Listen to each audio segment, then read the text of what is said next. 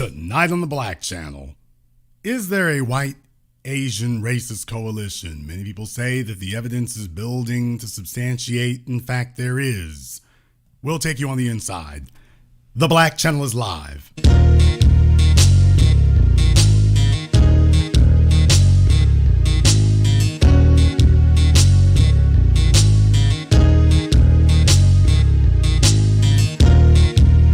Unapologetic, unadulterated, and absolutely uncompromising. Greetings, brothers and sisters from all around the world, and welcome back to the home, the haven, the stronghold, and the everlasting super fortress of intelligent black thought. We are the Black Media, and this is the Black Channel. And I am your host, your brother, your humble servant, the voice of Black America, the Black Authority, broadcasting to you live from the only historically black college and university of higher education and learning in the cosmos. Of course, you are welcome to join us. And join us you shall, because on tonight's program here, from time to time, we have to take a look at how events are unfolding and how events go, because it can be very easy to dismiss certain things if you don't actually have a clear understanding. And knowing your history is important, and I'm not talking about history going back to the pyramids. Knowing recent history from the last 100 years can put so much into its proper context. And then new things start happening here. New things start occurring. For those of you who may have been unaware, the Miss Japan contest has selected their new Miss Japan. This woman here, unlike a couple of previous winners. Now, there have been a couple of previous winners in the last decade here. One was black mixed. Another one I think was Filipino mixed or something like that, or Indian mixed with Japanese. But this is the first straight up, all the way Caucasian who has been selected as Miss Japan. She has no Japanese genetic ancestry whatsoever. None. Not a drop of Japanese blood. None. None. Now that matters. That matters a lot. That matters a lot because it tells you about the identity of the people. It tells you about the identity of the people and what's going on with them. It tells you what's happening there, because we all understand that this is the product of an ongoing effort. This is the product of an ongoing effort. And the effort has been to colonize other people who are susceptible to it. And that's what we've been saying here for the longest. We've been watching this as it forms and as it unfolds. You've been watching as it forms and as it unfolds. Let me go ahead and give you an allegory here. Tonight is a teaching moment. I want everyone to understand that this is a teaching moment tonight. Here they're showing you here this woman along with the other pageant contestants there.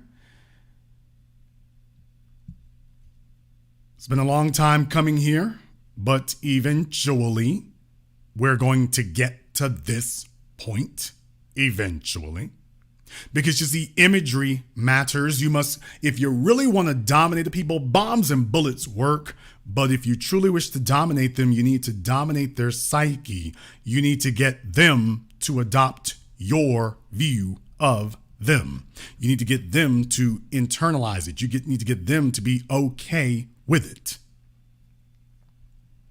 Somebody in the chat room said this picture says a lot. You know what? You are right. You're very, very right about that. This picture on your screen right here, in context of these Japanese women here, this picture does say a lot, doesn't it? It sure does say a lot. You know what else says a whole lot? This picture. This picture says a lot. So does this one. This one says a lot. So does this one. This one too says a whole lot when you think about it, by the way. Just thought I'd go ahead and point that out for you right quick. That, by the way, yeah, I've seen this kind of imagery before. I've seen it before. And I've pointed this out to you. I pointed this out to you all years ago. Years ago, that this is a pathology.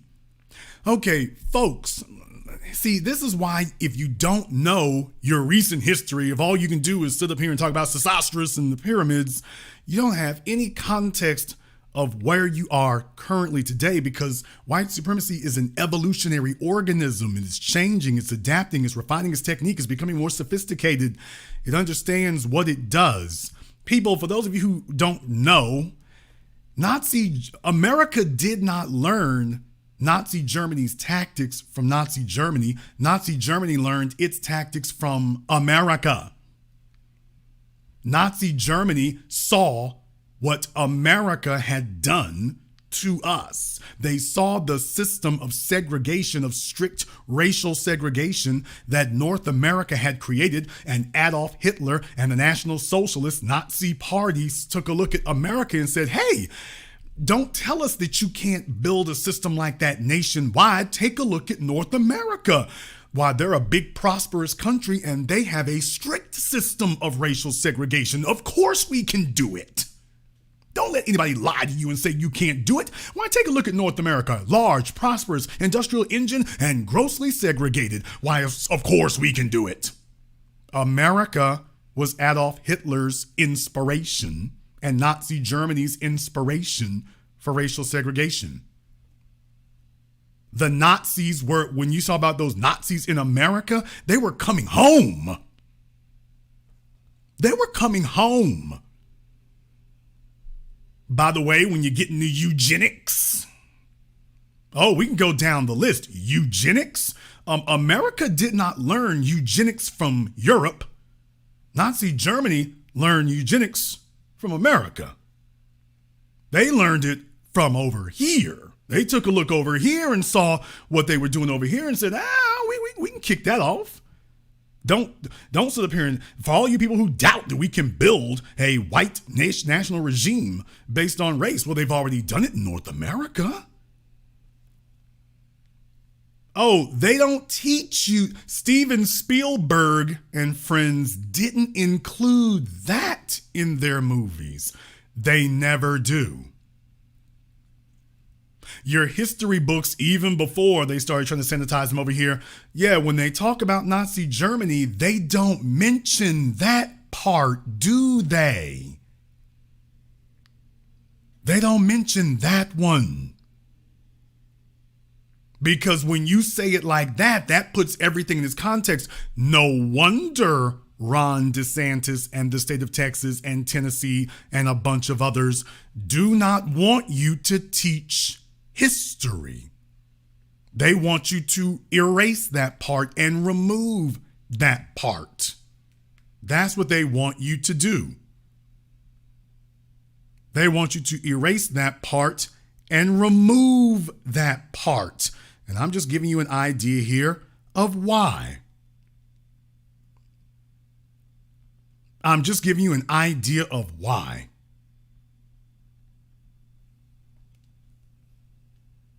So this is a technique that has been used and honed and has been purified over the course of decades, from the time of Captain William Perry and the Black Ships all the way until now.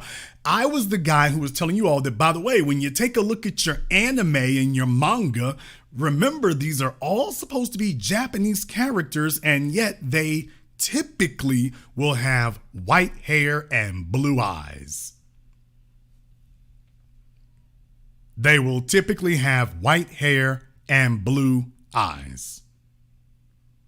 Now, that's not a product of white men standing behind Japanese cartoonists. By the way, if you really want to go down the rabbit hole on that one, you can go check out who one of the ghost cartoonists for Walt Disney himself was on Donald Duck. You can go if you really want to go down that rabbit hole. Probably one of the men who was most responsible for the advent of manga and anime. By the way, if you want to go down that rabbit hole, that one's available to you there. That one's available to you. That's available to you as well. I want you to understand what you're looking at there. I want you to understand what you're looking at. And why I've been warning you about this all this time is that you have your vision and your idea of Japan, but how does Japan see itself? And what I suggest and submit to you is that this does not shock the conscience. This actually does not shock the conscience because in Japan, this is actually considered a step up. Culturally and socially, this will be considered to be a step up because it is not about getting Asia to accept white people. This is about getting white people to accept Asia. We've been telling you now about the elliptical fold surgery, but over there they would call it corrective surgery. Now, we've warned you about that and told you about that and educated you about that now for well over a decade. These dirty little secrets that are kept.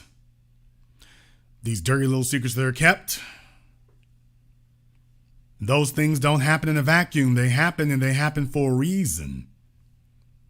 They happen for a reason because this is the way colonization works. This is how it works, and this is how it happens. Getting a bunch of people who are happy and pleased to have that and go along with the program. And if they will, well, all right, good for that. If they'll go along with the program there. Now, I want to show you something else. Let's go ahead and check out something a little bit different here, so you can see exactly what folks are talking about. Why, if you go over there on Twitter to the page on which this was posted from originally here from the BBC, had over 1 million views. First comment. As a Japanese person, I am very happy that she won this award. Some Japanese people are posting ridiculous things like she's not pure Japanese or she's not racially Japanese, but I wonder that there is such a thing as pure Japanese.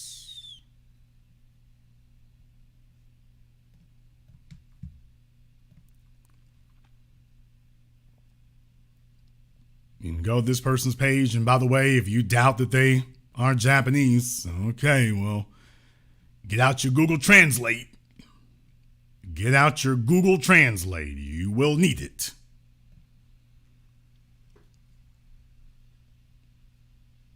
This person said if they're Japanese, I'm a zebra. This person here, is that the Ukrainian flag? Okay. The term Japanese means a person who has Japanese nationality. Nothing more, nothing less.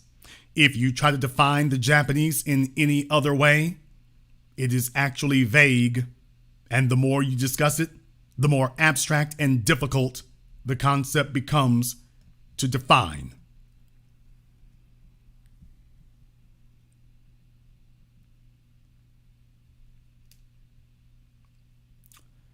You can see some of the comments there.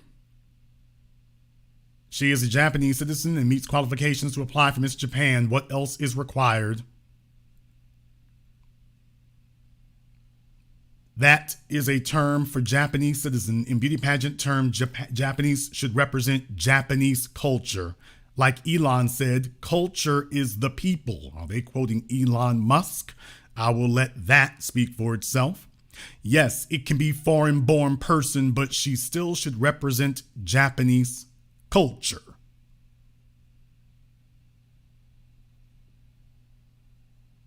Miss Japan applicants must be unmarried women of Japanese nationality between the ages of 17 and 26, and the selection criteria are beauty inside, beauty outside, and beauty in action.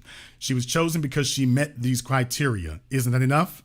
That's the rule, but don't you think it is more entertaining when you have more diversity? See different definition of beauty from around the world? Am I against Ukrainian Miss Japan? Not at all. FYI, many immigrants that came to Japan are more Japanese than Japanese.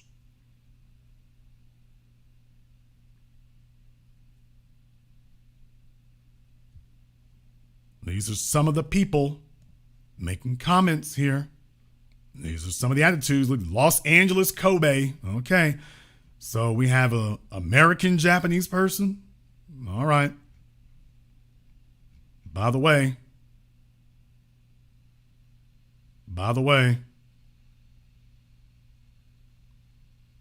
this person's reposting Tucker Carlson, Donald Trump. I will let that speak for itself. Remember, colonizers are neither Democrat nor Republican. People like this often come to Kyoto, and then people have the nerve to say anime manga characters don't look white/racially ambiguous on purpose. This has always been the Japanese's true standard of beauty, but people like to lie because they don't want to admit to their self-hate and white worship. Now, this is a black person who came and said that. This is a black person who had to come and say that. Somebody said, I love Africa. Well, yeah, that's the whole point. To which they responded very intelligently, take that up with the Africans, specifically the Zimbabweans. That's not my problem. Take that up with the Africans, specifically the Zimbabweans. That's not my problem. And to that, I can only say,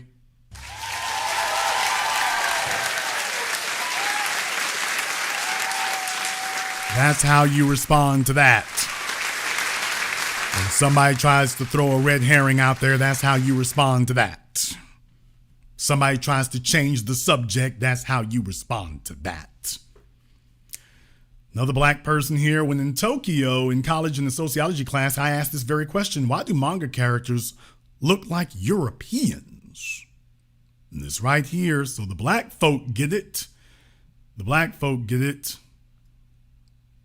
These other folks here are playing dumb with them. All right. The black folk get it. Resolve, she is not Japanese. Promoting Ukraine. Japanese don't meant foreigners as citizens. Okay. She must have been one of the lucky 3 people a year who get Japanese citizenship. Why identity debate? The divisive racist gatekeeper media fabricates these things and tell us that it's an issue that we should care about enough to debate it. No one could care less where she was born. Good luck to her. Remember that people who intend to colonize you want you to feel ashamed for questioning being mentally colonized. This is the very definition of whitewashing. And they're telling you, ain't no whitewashing here. Why? You should be proud to be whitewashed.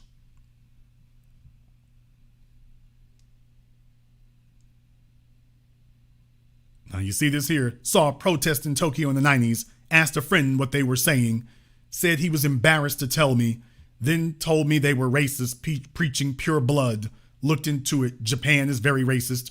Bio-attack and train station type terrorism. Okay. This guy here, right-wingers to naturalized citizens. You're not Japanese if you don't have Japanese blood. Right-wingers to people with Japanese parents that grew up abroad. You're not Japanese if you didn't grow up here. To them, being Japanese must be a cult.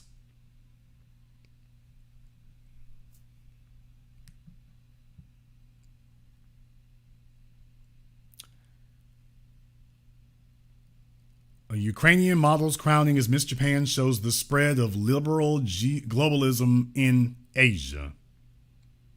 Take that for what it's worth. Now, I just wanted you all to understand that. Silly comments. This is stupidity. If she were black, Jewish.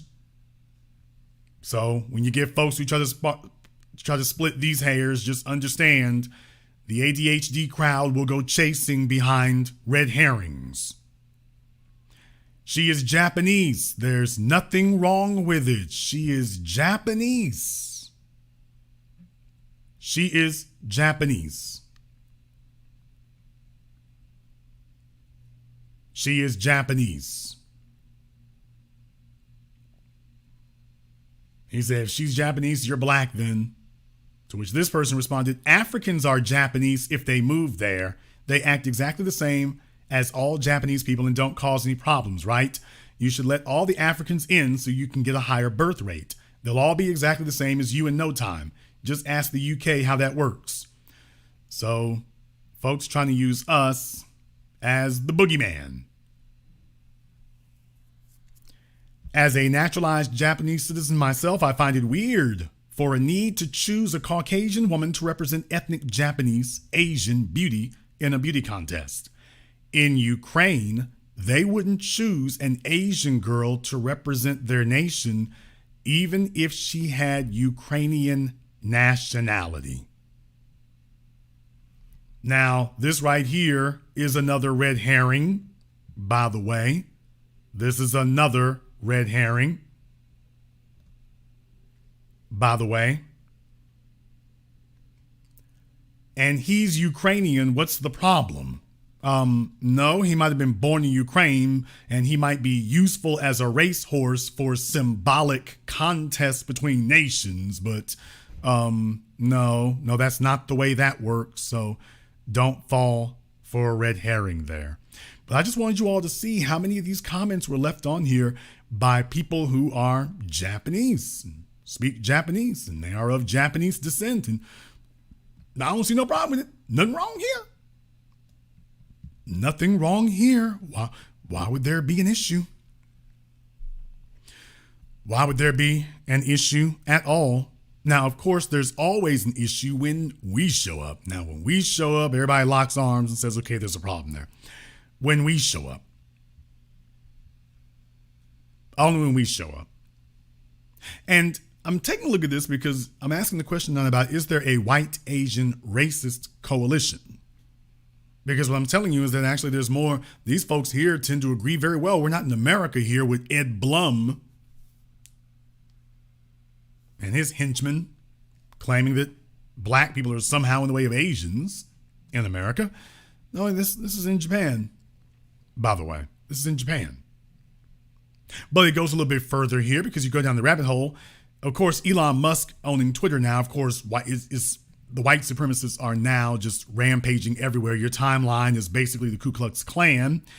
And you see something like this. Now, this is a white supremacist here on Twitter. Certainly got white supremacist ideologies here. So if he's adopted white supremacist ideologies, you are a white supremacist. And obviously, these folks here, we're living rent-free in their empty heads. So I guess it's okay because there's plenty of room in there. It's not like there's anything obstructing the floor space. So there's plenty of room, high ceilings, definitely low rent.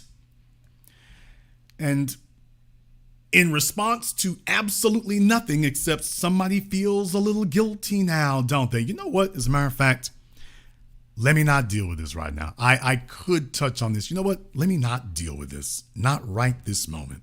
Not right this moment. Because I want to deal with this properly. So you know what? What I'm going to do, I'm going to go ahead and take a very brief commercial, non-commercial break. Let me go ahead and do that. Let me do that. And when I come back, I want to deal with that one in particular because this one is particularly juicy in this regard. And there's a lot of lesson to learn here. So give me a little bit here. Let me go ahead and take a brief commercial, non-commercial break. When we come back, I want to dissect this one in particular and show you how it connects and conjoins to the White Asian Racist Coalition, starting with what I just showed you for the Miss Japan contest. In case you all are wondering here, okay, what connects them? Oh, it's connected. Oh, it is connected. And we're going to get to that here. Before we do, I want to send a shout out here to everyone who's contributed to support tonight's program. Thank you to my man, Mr. Richburg. Thank you very much for your support here tonight. To my man, B1 Media is a lifesaver. We appreciate you here as well. Miss Bell and everyone else here who's contributed to tonight's program, thank you very much for your support here. We're going to take a very brief commercial, non-commercial break. When we come back here, oh, did you really do that? Did you really? What do the Asians have to do with it? This and more. This is the Black Channel. Hello, my name is Steve Burgess. I'm the author of this book, Guidelines for the Successful Student, a closer look at parenting your school-aged child. In this book, I've explained the role of the parent and the student in addition to what accommodations, procedures, rewards and consequences and expectations that need to be in place to ensure student success from primary to high school. This book is available on Amazon.com. For more information, please visit my link tree at Easy One-on-One.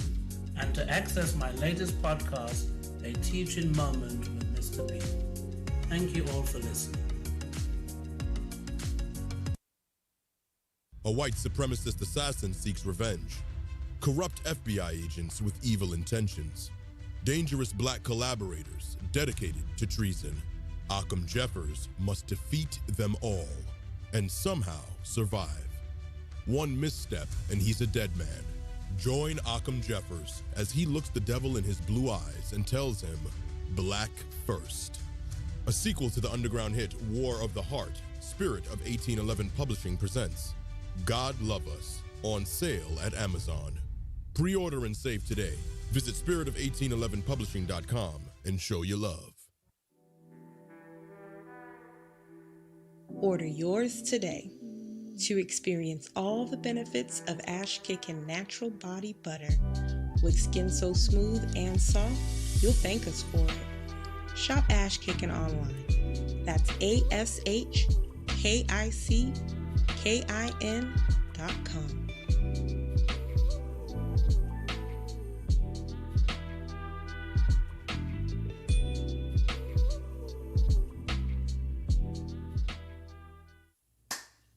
Hi, this is Brenda Starr, creator of Poetry with a Purpose and author of the book Pressed But Not Crushed.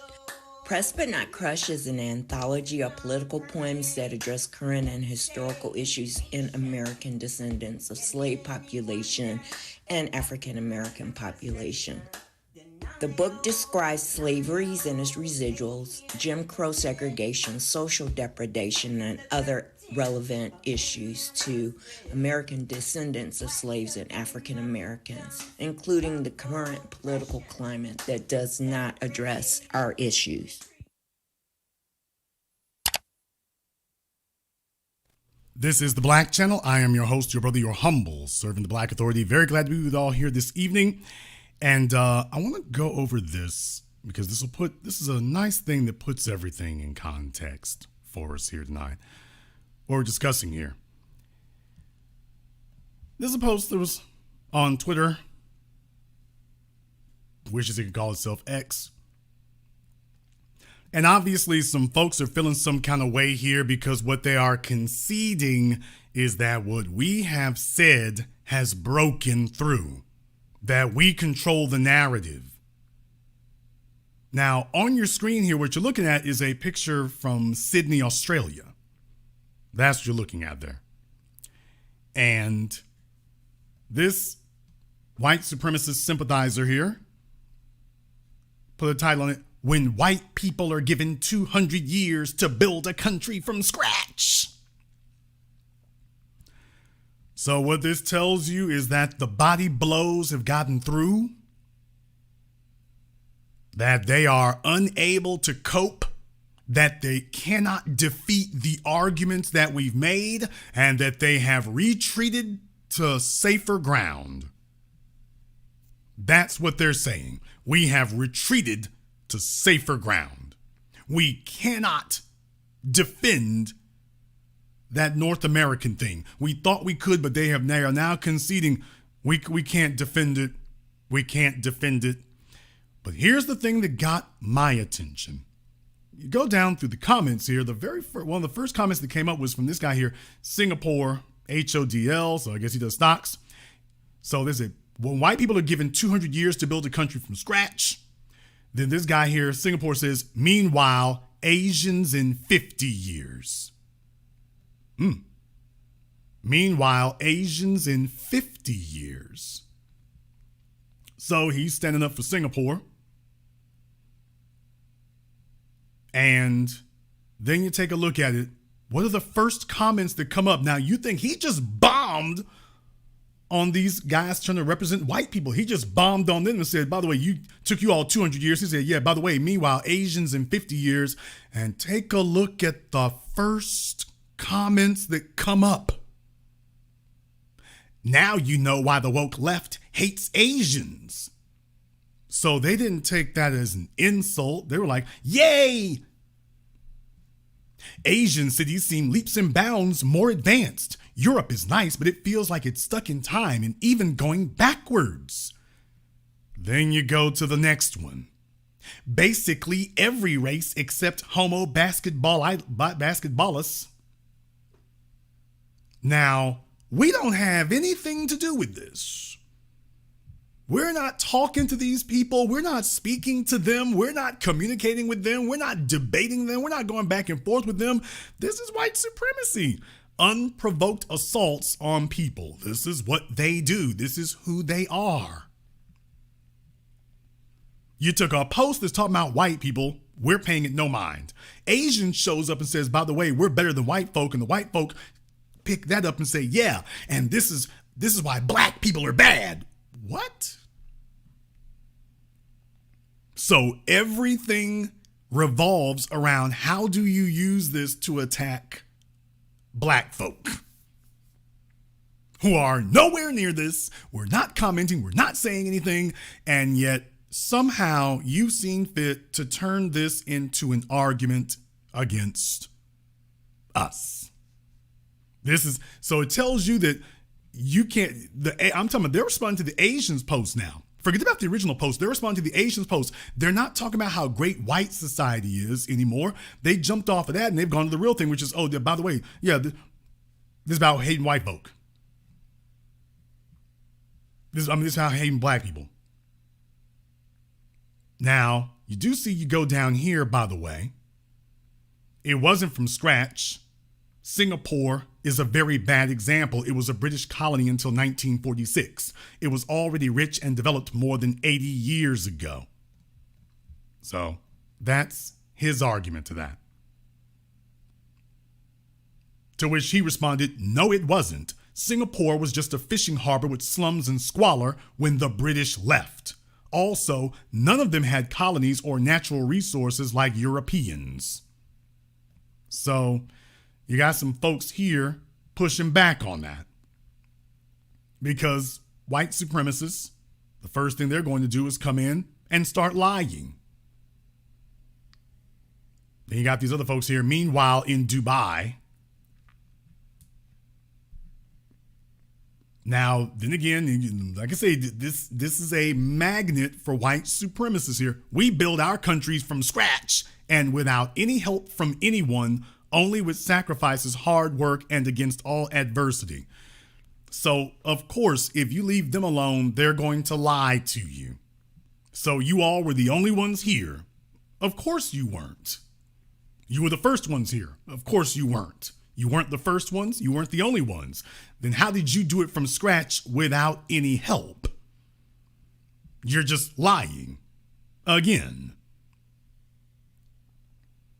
But do you see how they saw Asians as a useful tool and immediately went to work to attack us.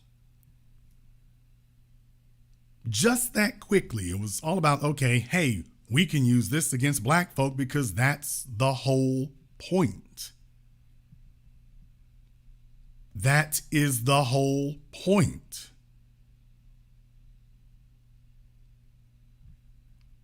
The whole point is that ultimately you can turn these things and twist them for dominance. That's the whole point. Now, I want to go a little bit deeper into it here because just as I said, white supremacists lie about their accomplishments. They must lie about them because, of course, obviously anything else wouldn't do. They have to lie about it because the truth is too damning. But let's go back to this part right here. When white people were given 200 years to build a country from scratch. So you're talking about Sydney, Australia. Now, what he's hoping is that you either don't know Australian history or you will not use Google. You'll just sit here on his Twitter page and hope for the best. When in reality, a simple Google search. Now, I did this because I can show you all an article. But if you know anything about your Australian history, and I'm not talking about recent in the last 100 years. I'm talking about long before then. Was there slavery in Australia? Yes, it shouldn't even be up for debate. It's not up for debate, it's up for propaganda, not debate. Slave map of Australia. By the way, you can see the slave map of Australia here. Oh boy, worst forms of slavery. Yikes. Yeah, take a look at whole swaths of the country. And of course, if it's legal for you to have slaves in these other areas, you are slave places as well. Now, this is back in 2020, by the way, June 2020. So the pandemic is in full swing, but this is what they're worried about during a global pandemic. Prime Minister Scott Morrison asserted in a radio interview that, quote, there was no slavery in Australia. This is the Prime Minister of Australia got on a radio interview and said there was no slavery in Australia. This is a common misunderstanding which often obscures our nation's history of exploitation of First Nations people and Pacific Islanders. First Nations people and Pacific Islanders. In other words, melanated peoples. Melanated peoples. You know the folk that when you go those places, they look like us. So it's not an accident. Morrison followed up with, quote, I've always said we've got to be honest about our history. Unfortunately, his statement is at odds with the historical record. This story was widely and publicly documented, among other sources, in the 2006 Australian Senate report, Unfinished Business, Indigenous Stolen Wages. What is slavery? Australia was not a slave state like the American South. However, slavery is a broader concept. As Article 1 of the United Nations Slavery Convention says, slavery is the status or condition of a person over whom any or all of the powers attaching to the right of ownership are exercised. These powers might include non-payment of wages, physical or sexual abuse, controls over freedom of movement, or selling a person like a piece of property. In the words of slavery historian Orlando Patterson, slavery is a form of social death. Slavery has been illegal in the former British Empire since the Act for the Abolition of the Slave Trade in 1807, and certainly since 1833. Slavery practices emerged in Australia in the 19th century and in some places endured until the 1950s. Early coverage of slavery in Australia. As early as the 1860s, anti-slavery campaigners began to invoke, quote, charges of chattel bondage and slavery to describe North Australian conditions for Aboriginal labor. Now, folks, you're going to hear some things here that are going to sound familiar here in just a few moments. In 1891, a slave map of modern Australia was printed in the British Anti-Slavery Reporter, a journal that documented slavery around the world and campaigned against it. Reprinted from English journalist Arthur Vaughan's account of frontier relations in Queensland, it showed large areas where the traffic in Aboriginal labor, both children and adults, had descended into slavery conditions. Seeds of slavery in Australia. Now listen to this next part because this all starts to sound extremely familiar. Some 62,000 Melanesian people were brought to Australia and enslaved to work in Queensland's sugar plantations between 1863 and 1904. Was this that built it from scratch he was referring to? Was this that we did it all on our own? Yeah, we didn't have any help here. We did it we built our countries without any help from anyone, without any, is this the same one you're referring to? Is this the same Australia or is this a different one? All right. In the pastoral industry, First Nations Australians had a more enduring experience of slavery, originally in the pearling industry in Western Australia and the Torres Strait, and then in the cattle industry. In the pastoral industry, employers exercised a high degree of control over their Aboriginal workers, who were bought and sold as chattels, particularly where they, quote, went with the property upon sale. Did you get that? They went with the property when it was sold. There were restrictions on their freedom of choice and movement. There was cruel treatment and abuse, control of sexuality, and forced labor. A stock worker at Meta Station in the Kimberley, Jimmy Bird, recalled, white fellas would pull their gun out and kill any Aborigines who stood up to them. And there was none of this taking your time to pull up your boots either. No fear.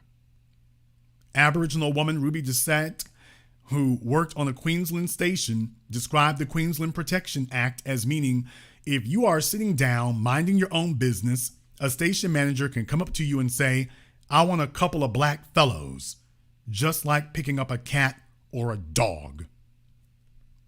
Through their roles under the legislation, police, Aboriginal protectors, and pastoral managers were complicit in this force. Slavery was sanctioned by Australian law. Legislation facilitated the enslavement of Aboriginal people across the Northern Territory, Western Australia, South Australia, and Queensland. Under the South Australian Aborigines Act of 1911, the government empowered police to, quote, inspect workers and their conditions, but not to uphold basic working conditions or enforce payment. So you see, they would sit here and tell you, wasn't no slavery, when literally we can push you into slavery under any working conditions and we do not have to pay you. This guy will sit up here and have you arguing around in circles for years about whether or not that's slavery, by the way. He will talk in circles forever and try to waste your time for years. By the way, if you confront him with that, he'll try to waste your time for years. And tell you that, well, that's not really slavery. I mean,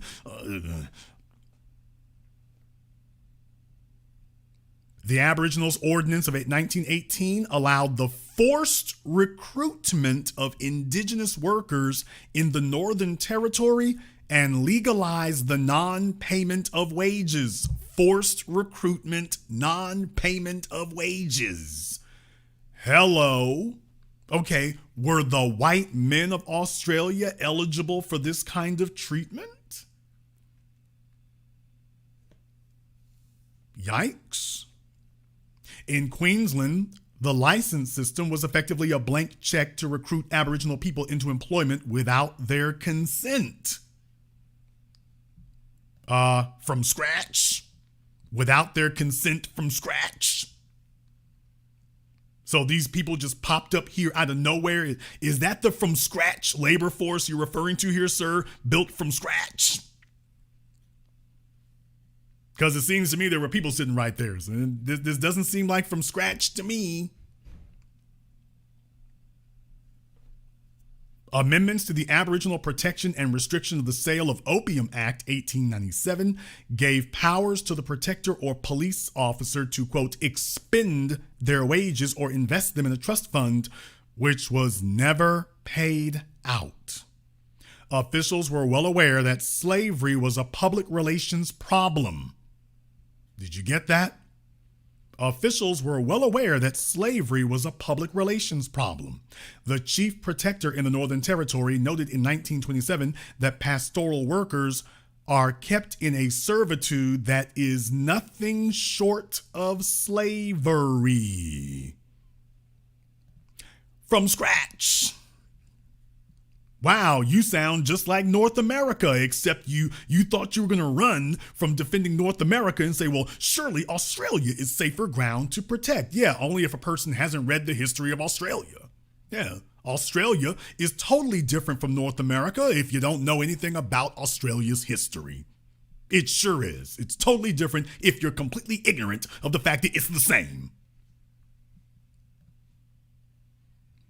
So these are the tactics that these despicable individuals and groups resort to. They're just hoping that you're too lazy to even go and look it up. And that's why you have a comment section. Well, of course, there's no reason to talk to them. But by the way, this is a complete farce on your screen. They should be embarrassed to say that, but they have to because that's all you got. In the early 1930s, Chief Protector Dr. Cecil Cook pointed out Australia was in breach of its obligations under the League of Nations Slavery Convention. It certainly exists here in its worst form. Accusations of slavery continued into the 1930s, including through the British Commonwealth League. In 1932, the North Australian Workers' Union characterized Aboriginal workers as slaves. Unionist Owen Roe argued if there is no slavery in the British Empire, then the NT, Northern Territory, is not part of the British Empire, for it certainly exists here in its worst form. From scratch. From scratch. All by ourselves. No help from anyone. From scratch. In the 1940s, anthropologists Ronald and Catherine Burnt surveyed conditions on cattle stations owned by Lord Vestey, commenting that Aboriginal people owned neither their huts in which they lived nor the land on which these were built. They had no rights of tenure and in some cases have been sold or transferred with the property. That's not a labor force, people. Those are not workers. That's not an employee labor force. Those are not workers.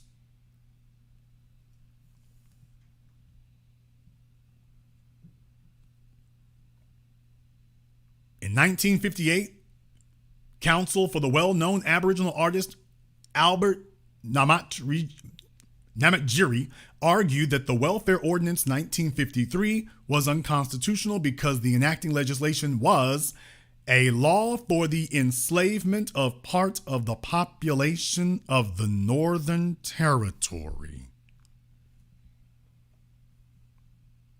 From scratch. Just want to keep reminding you that. It's from scratch. Keep that in mind. Reminding you of that for a reason. Keep that in mind. profits from slaves. Australia has unfinished business in repaying wages to Aboriginal and South Sea Islander slaves. First Nation slave work allowed big businesses to reap substantial profits and help maintain the Australian economy through the Great Depression. From scratch. Aboriginal people are proud of their work on stations, even though the historical narrative is enshrined in silence and denial. As Boonjalung woman Valerie Linnau has said of her experiences of slavery in the 1950s, what if your wages got stolen? Honestly, wouldn't you like to have your wages back? Honestly, I think it should be owed to the ones who were slave labor. We got up and worked from dawn to dusk. We lost everything. Family. Everything. You cannot go stealing our lousy little sixpence. We have got to have money. We have got to have money back. You have got to give something back after all this country did to the Aboriginal people. You cannot keep stealing off us. From scratch.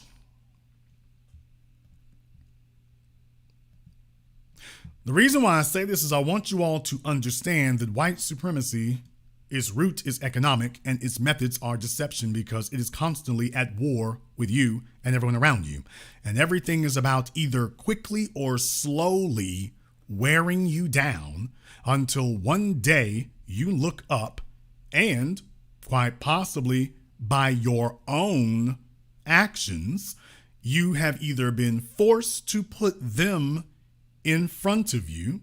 You've either been forced to do it or you've chosen to do it. You've been conditioned to think this is okay and this is all right.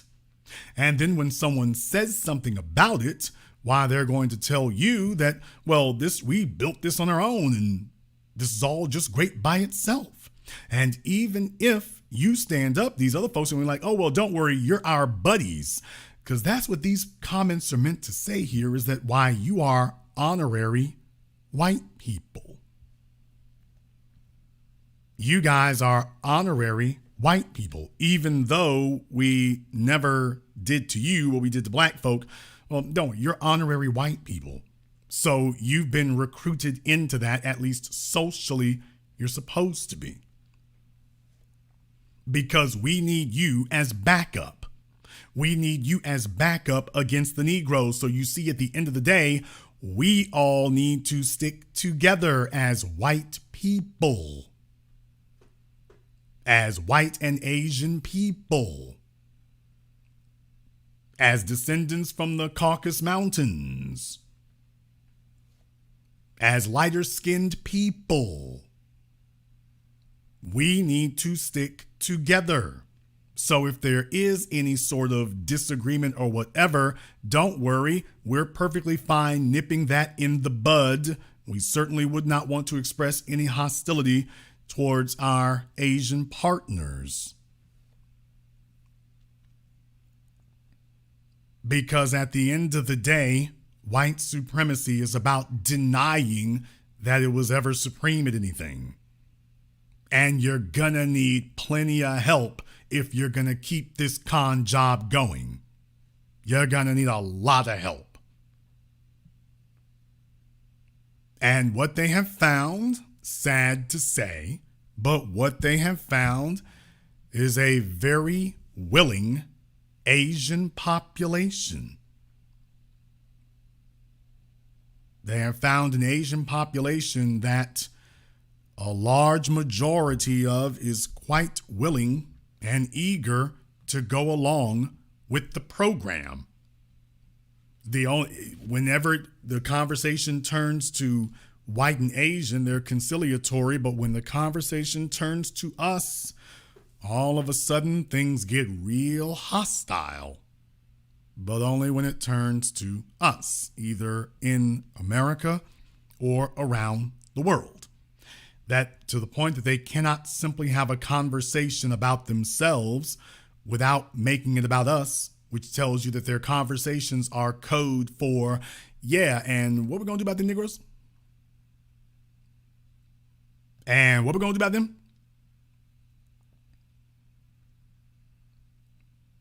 And what are we going to do about them? Well, what does this have to do with the Miss Japan contest? What it has to do with the Miss Japan contest is it means something different.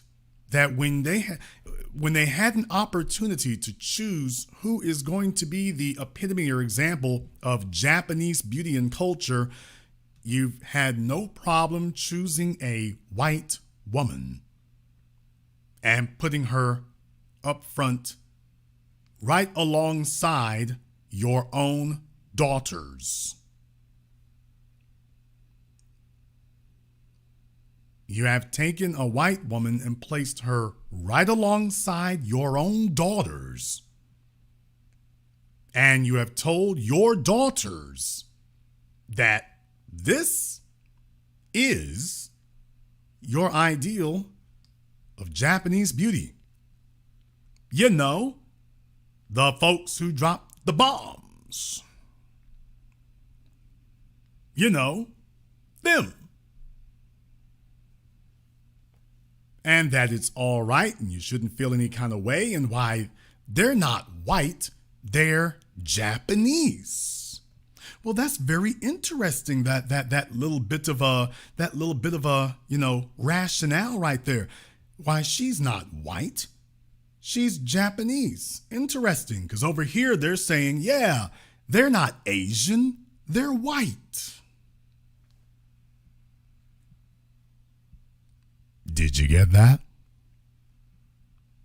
Yeah.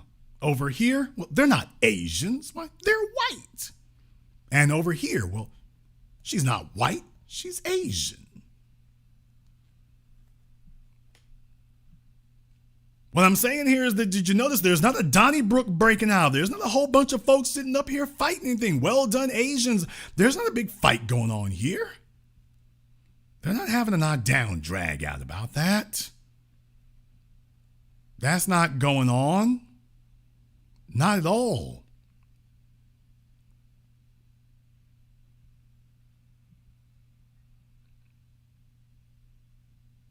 Not at all. And they're doing that for a reason, because this is to reinforce the culture. White society knows that they are the dominant culture in Asia. What? White society knows that they are the dominant culture. They also understand that you can't be too blatant with it. Folks, stop me if any of this sounds familiar. Stop me if any of this is the pathology that I've been teaching you about now for going on decades. You cannot run around with a big banner flaunting your whiteness. As a matter of fact, you need to make it illegal and verboten for anyone to use that word. Now, we can use the word Japanese, we can use the word black, we can use the word Asian. You can use any word for anybody else's race. Stop using that word for white. Ain't no white. There is no white. Stop anybody who tries to do it. Condemn them, shame them, silence them, erase it. Don't say anything about white. Let them just be white people. Move among you, get their preferential treatment, but you are forbidden to say that word. And when you go through American society, they talk about America and American culture, and Dr. John Henry Clark and other luminaries have talked about that for decades here. When you say those words, it doesn't mean the same thing. It doesn't mean the same thing. I'm from Louisiana, but when I say I'm a Southerner, it doesn't mean the same thing as when Brooks and Dunn and Randy Travis or Governor Greg Abbott show up. It don't mean the same thing.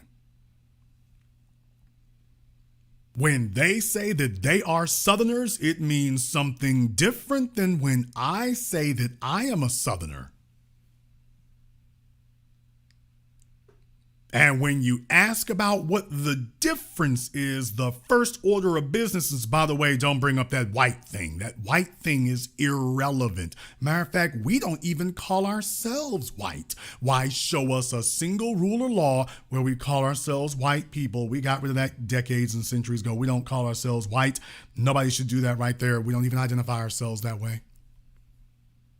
So you see, you end up swinging at a phantom, because you can see that they are giving themselves white privilege. It is obvious to the eyeball that there is white privilege, but it's hard to, when you want to write legislation against it or craft a policy against it, they tell you, well, I mean, there's nothing white in the policy currently that does anything like that.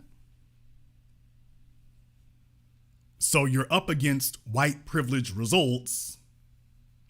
And because they are enshrined in their practices, and they're telling you, okay, well, you can remove it if you can identify where we legislated it, which of course we haven't legislated it.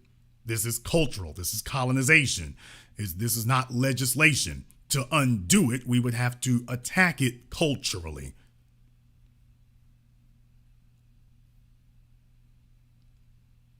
When you have something like this, where you're sitting in the middle of Japan, at least with the biracial Japanese girls, at least they could claim some tie to the land.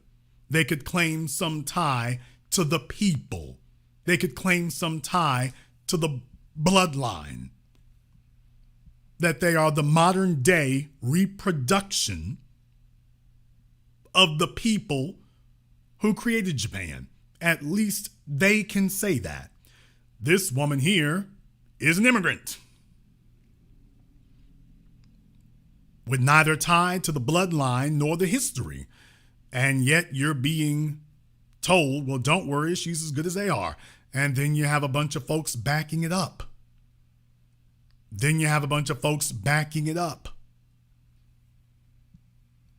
And as I said when I talked to Jared Taylor, I couldn't help but notice, while you all certainly do try to give the impression that you're perfectly fine with Asian people, I just couldn't help but notice that Asians constitute, in some cases, a third or 40% of your workforces at your Silicon Valley corporations, and yet they are curiously absent from the upper management and executives across the board.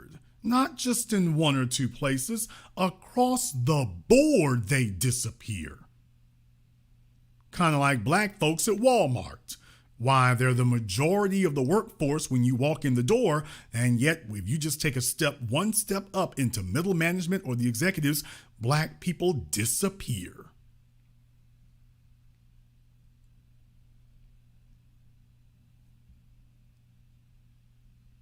Now, these will be questions for Japanese people to confront and for Japanese people to deal with. And there are going to be, I suspect, some ugly revelations that will have to be dealt with here. I suspect there will be some ugly revelations they might have to deal with here, and they might have to confront the idea, by the way, has your mind been colonized? This could be kind of ugly, but they're going to probably have to ask themselves, has your mind been colonized? Are we a culturally colonized people? And if we are, well, what do we do about it? Because right now, the only thing that you're really useful for is attacking black people, which they have merrily done. But while you're sitting up here saying, okay, we're going to work with the white folk to attack black people, by the way, you do understand, well, there's no retirement plan in this for you. There is no exit strategy in this for you. You are a tool, and we all know what white supremacy does when it is done with its tools. It doesn't clean them off and put them back in the case. When it's ultimately done with it, it breaks it to pieces. And now, as I've told you all, going into the 21st century, they've dropped the polite tones. It's like, you know what? Let's just get down to the business. We run this thing. We've been very subtle about it before with your manga and your anime. Your manga and your anime have softened you up over the course of the last 50 years. Manga and anime has softened up the people. It's softened you up for the final incursion, which is where now we move into positions of power and authority culturally. They've already got you militarily dominated. Now we're going to move into positions of authority culturally. That it will now be us who define your culture. Folks, does this sound familiar? 50 years of hip hop? Anyone? When they started going on that campaign about that, when they started going on that crusade for that, do you remember who they started sending out? Do you remember what they started saying when they started doing that?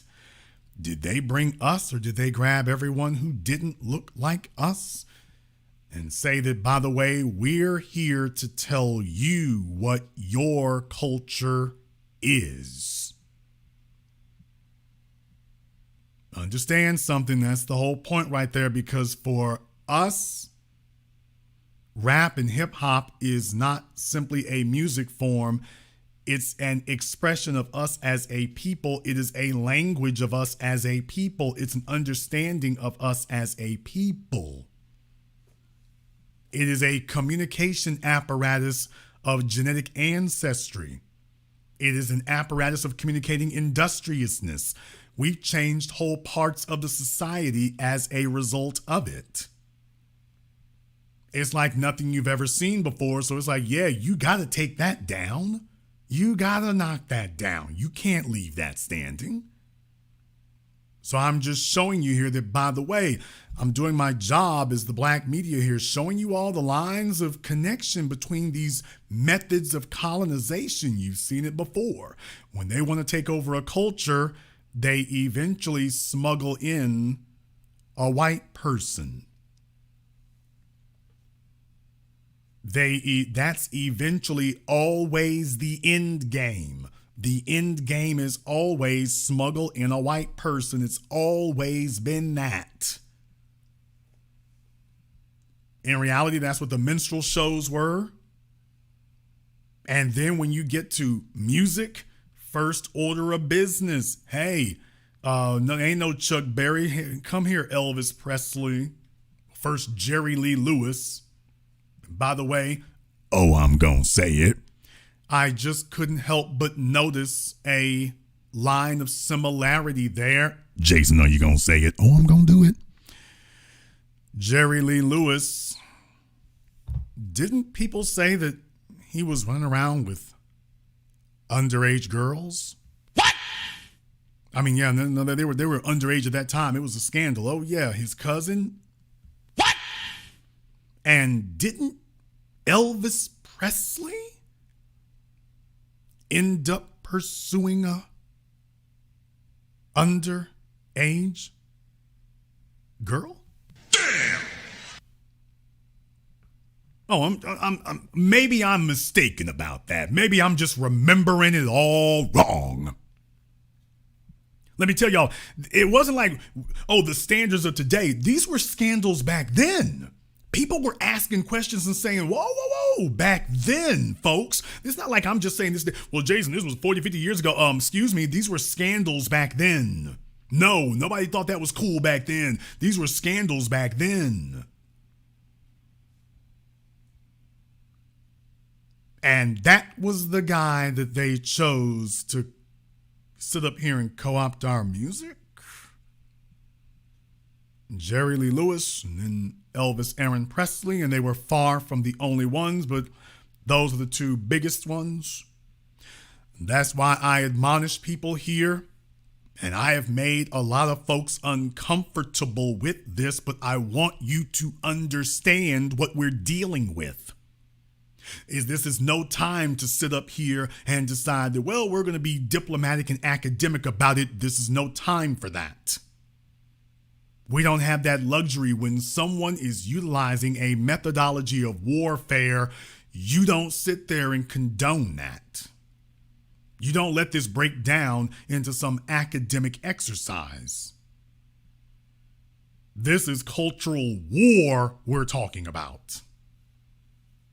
This is about leaving us with absolutely nothing. This is about silencing our voice. This is about taking what we've done and built and saying, no, you have never done and built anything. When they install a white person, that's the first step to erasing us altogether from it and saying, oh, you don't have a cultural legacy. And when you don't have a cultural legacy, the next question becomes, okay, what have you built? Oh, you haven't built anything. See, you don't have a cultural legacy. Well, we did right up until you told us we didn't. No, I'll go back even further than that. These will be some uncomfortable things here, people, but we have to understand what that is. I am a musician. I play several instruments. I have great respect for anyone who has gone through the crucible of learning how to play an instrument. It's not something that you do quickly nor easily. And to become proficient at it, we are part of an elite alumni for those of us who have actually learned how to play instruments. With all of that having been stated, to be very, very clear, whether it is Michael McDonald, or I'm going to say names, whether it is Michael McDonald, whether it's the Bee Gees, whether it's Hall & Oates and the so-called Blue-Eyed Soul thing, okay, I respect them as musicians. I respect them as songwriters. I certainly do. But when someone attempts to take their music and then starts encroaching over into our territory, now this is representative of what we've done.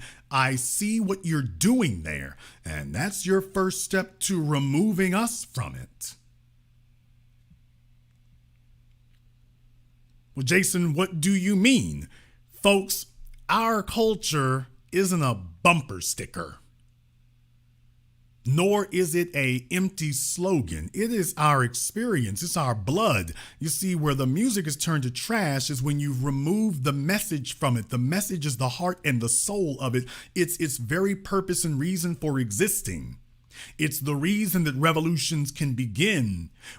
Throughout time in memoriam, we have kicked off our resistance movements with what these other folks consider to be songs. These other folks consider them to be songs, and yet these have been the methods that we've used to kick off our resistance movements. From the days of chattel slavery forward, that has always been the method that we've used. These other folks hear song and dance, we hear revolution. See how that sounds familiar? When you say Southerner, it doesn't mean the same thing to you that it means to them. And when we start singing, it doesn't mean the same thing to them that it means to us. You see, that is us speaking in code and being on code.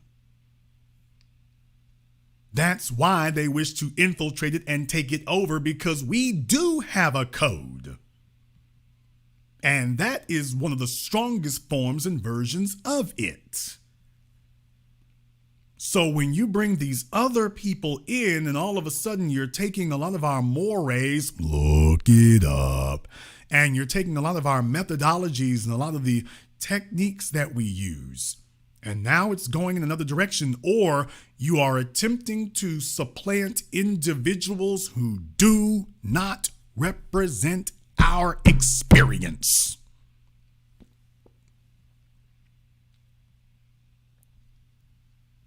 Marshall Mathers might have been a poor kid raised in the outskirts of Detroit.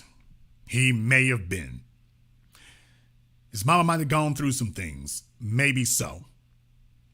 I'm not here to speak on that.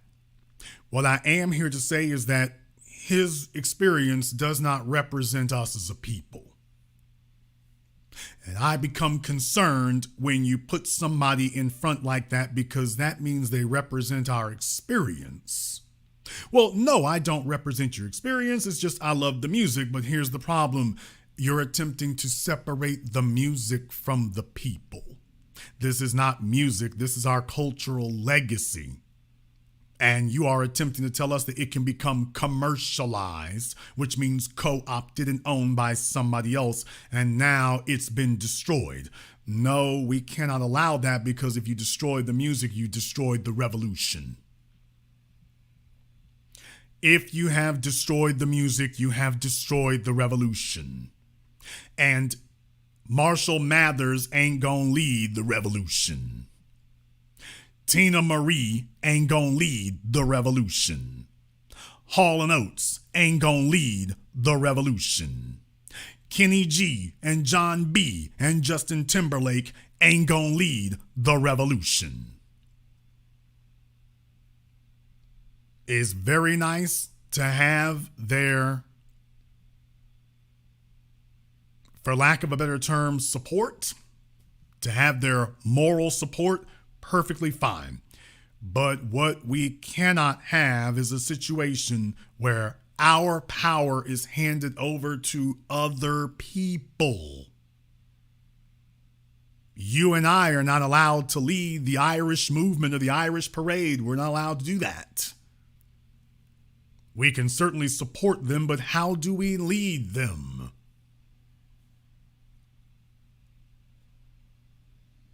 And again, I say I do not denigrate them as musicians, nor do I denigrate them as people. I am saying that I am not going to have anyone represent our cultural movement and our cultural heritage except the people of the culture. Marshall Mathers, now let me explain to you what the problem here is, and this actually touches on in Japan and other places here. Marshall Mathers cannot tell you about the root of these things is our resistance to systemic racism. Marshall Mathers cannot tell you about his resistance to systemic racism. He cannot tell you how his family has suffered under it. He cannot tell you about the pains and suffering that his fathers and grandfathers, mothers and grandmothers, the stories that they've had to tell about having dogs sicked on them, of being segregated, of being redlined, of having their rights threatened, of being taken to the jail and not coming out. They can't say anything about that. The hardships that they've experienced have been self-inflicted. They are not victims of systemic racism. They are not victims of institutional racism, and they have not had to come up with this ingenious method of combating it. In other words, what I'm saying is it's surface deep, it's academic, it doesn't go to the DNA, it doesn't go to the bone. It does not, because it cannot. His mother didn't sit around telling him stories about how she was being oppressed and how she was being discriminated against for being black. She can tell you about her issues of being a white woman. She cannot say a thing about being black. You'll never know that. You can never know it. What you are doing is cosplaying what you've seen us do, because we turned it successful, because it was not your experience. The appeal of rap music to white kids is specifically because it is not their experience. Just like in Japanese culture, seeing the katana blades and the ninja outfits and the samurai armor, well, that's completely foreign to Europeans. Europeans had swords, but not like the Japanese did. They had armor, but not like the Japanese did. Well, this is totally foreign to them. And that's why it's appealing. It's like, oh, wow, this is interesting. But you will never be the samurai, and you'll never be the ninjas, because you cannot be. And that's perfectly fine. You can respect that. But inevitably, if you put other people in charge of your culture, you're going to lose it, because by definition, you must lose it, because it doesn't have any deep roots is the problem. What? Folks, culture requires roots, and the deeper the roots, the stronger the culture. How deep do this Ukrainian woman's roots run in Japan? This is why we say coming from the soil. How deep are your roots in the soil? Or is this just another stop on your way passing through? You see, what bonds us together as a people is our ability to discuss our common experiences, not what we heard from somebody else. I got stories about white supremacists. You got stories about white supremacists. I've got stories about entrepreneurial people. You got stories about entrepreneurial people. I've got stories about my family overcoming these things. You got stories, hopefully, in your family overcoming these things. We got stories about folks being moved around. We have commonality of experiences that don't just go back decades, but go back centuries. Marshall Mathers doesn't. Hall & Oates don't. Kenny G doesn't. Tina Marie don't. The Bee Gees don't.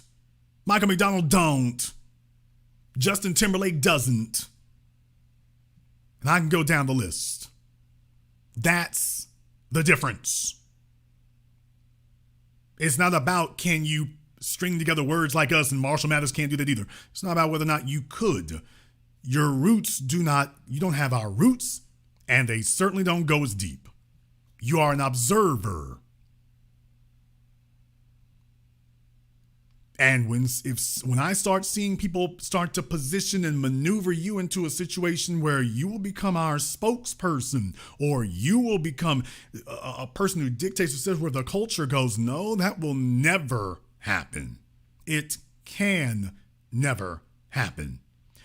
And if you truly respect the culture, then you must respect the pecking order. Let me say that again. If you claim that you truly respect the culture, then you are not going to attempt to come in and gentrify the culture. You will respect the culture, and you will respect the pecking order, because what you liked about when you came here were the black people and what they had created from their experience. That was what you liked about it. That was what you loved about it. That was what you were ingratiated with. The only thing that you could do with your greediness to attempt to put your hands all over it is change it from whatever it was that you liked so much when you came here. That's the problem. If we allow you to succeed, it will transform into something that is not what you even came here for. So even if you had the best of intentions, let's just assume that your intentions are completely pure, for lack of a better term. Even if they were, if we allow that, we will end up with something totally different. It will lose its essence and its reason for being. It will become just another thing. And what you love about what we built is it is unique. It is unique and powerful because it is not just another thing. It's special. And if you wish to preserve it, it needs to be left alone. It is special. That does not mean that you cannot contribute. Of course you can. But you cannot control.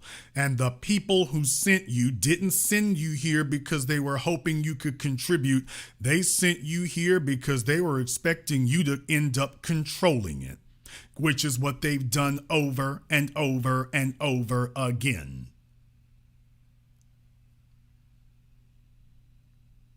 No, not just the blues or jazz or country music or rock music. I'm talking about the hair care industry. I'm talking about the movie industry. I'm talking about from a cultural standpoint. You see, even if you make movies, the movies that you make are supposed to have your cultural footprints, fingerprints on it. It's not supposed to be some frail, futile, phony imitation of something else. You're supposed to have built something that's yours. Case in point, when you take a look at Hong Kong cinema is not some shoddy reproduction of European cinema. George Lucas specifically mentions Akira Kurosawa, look him up, as one of his direct influences for Star Wars. But then again, there are a number of white directors who specifically cite Kurosawa, and others, by the way. Kurosawa is probably the most well-known, but there are actually many others. They cite those men. People from Japanese and Hong Kong cinema. But these men did not attempt to Americanize their work. It was purely Japanese, purely Chinese. And if you wanted to deal with it, you were going to have to deal with it on their terms. They didn't sit up here and try to Americanize it. It had some things that you recognize, but the culture and the feeling and the environment of it was straight raw. Of course, there are common human elements that you can identify with, otherwise it would just all be irrelevant to you. But what they didn't try to do was become some frail, pale, futile, sloppy, shoddy imitation of the white films. And in the process, they created something new and unique that white men said, wow, we started this, but you guys have taken it to, you've done something unique and new with it. Something we never could have done. Well, guess what? We've done the same thing, only we've done it 10, 12, 30 times over now. All over the place.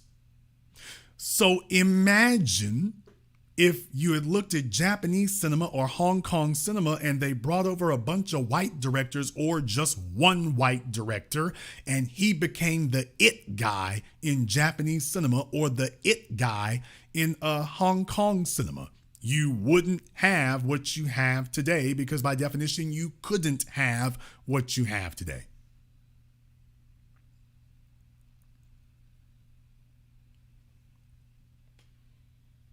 And what I submit to you all is that the whole point of joining this coalition here is that this is going to give cultural backup, and that what it does is bolster the ranks.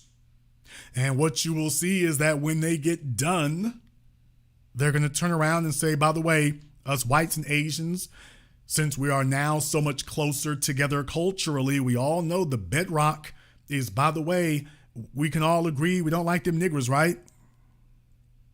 See, that's the part where it makes that turn. Yes, we know about some of Marshall Mathers' racist music before, but my point is, can you see a time where you have music that you created that is in fact attacking you? A music and art form that we have created that you give it over to the other people and next thing you know, they'll be using it to attack you with it. Try that in a small town is humorous, but only because it's not from our culture. But imagine a white hip hop artist who's going to get a bunch of promotion and making music questioning the need for reparations. Hell, questioning whether racism exists. Why we're all one people. All lives matter. Imagine that. And then you're going to find that there will be fertile soil because, as we've known and experienced here, we can go down the list of Asian artists who are lockstep with them. They're not militant about keeping white folks out, but they are militant about attacking us.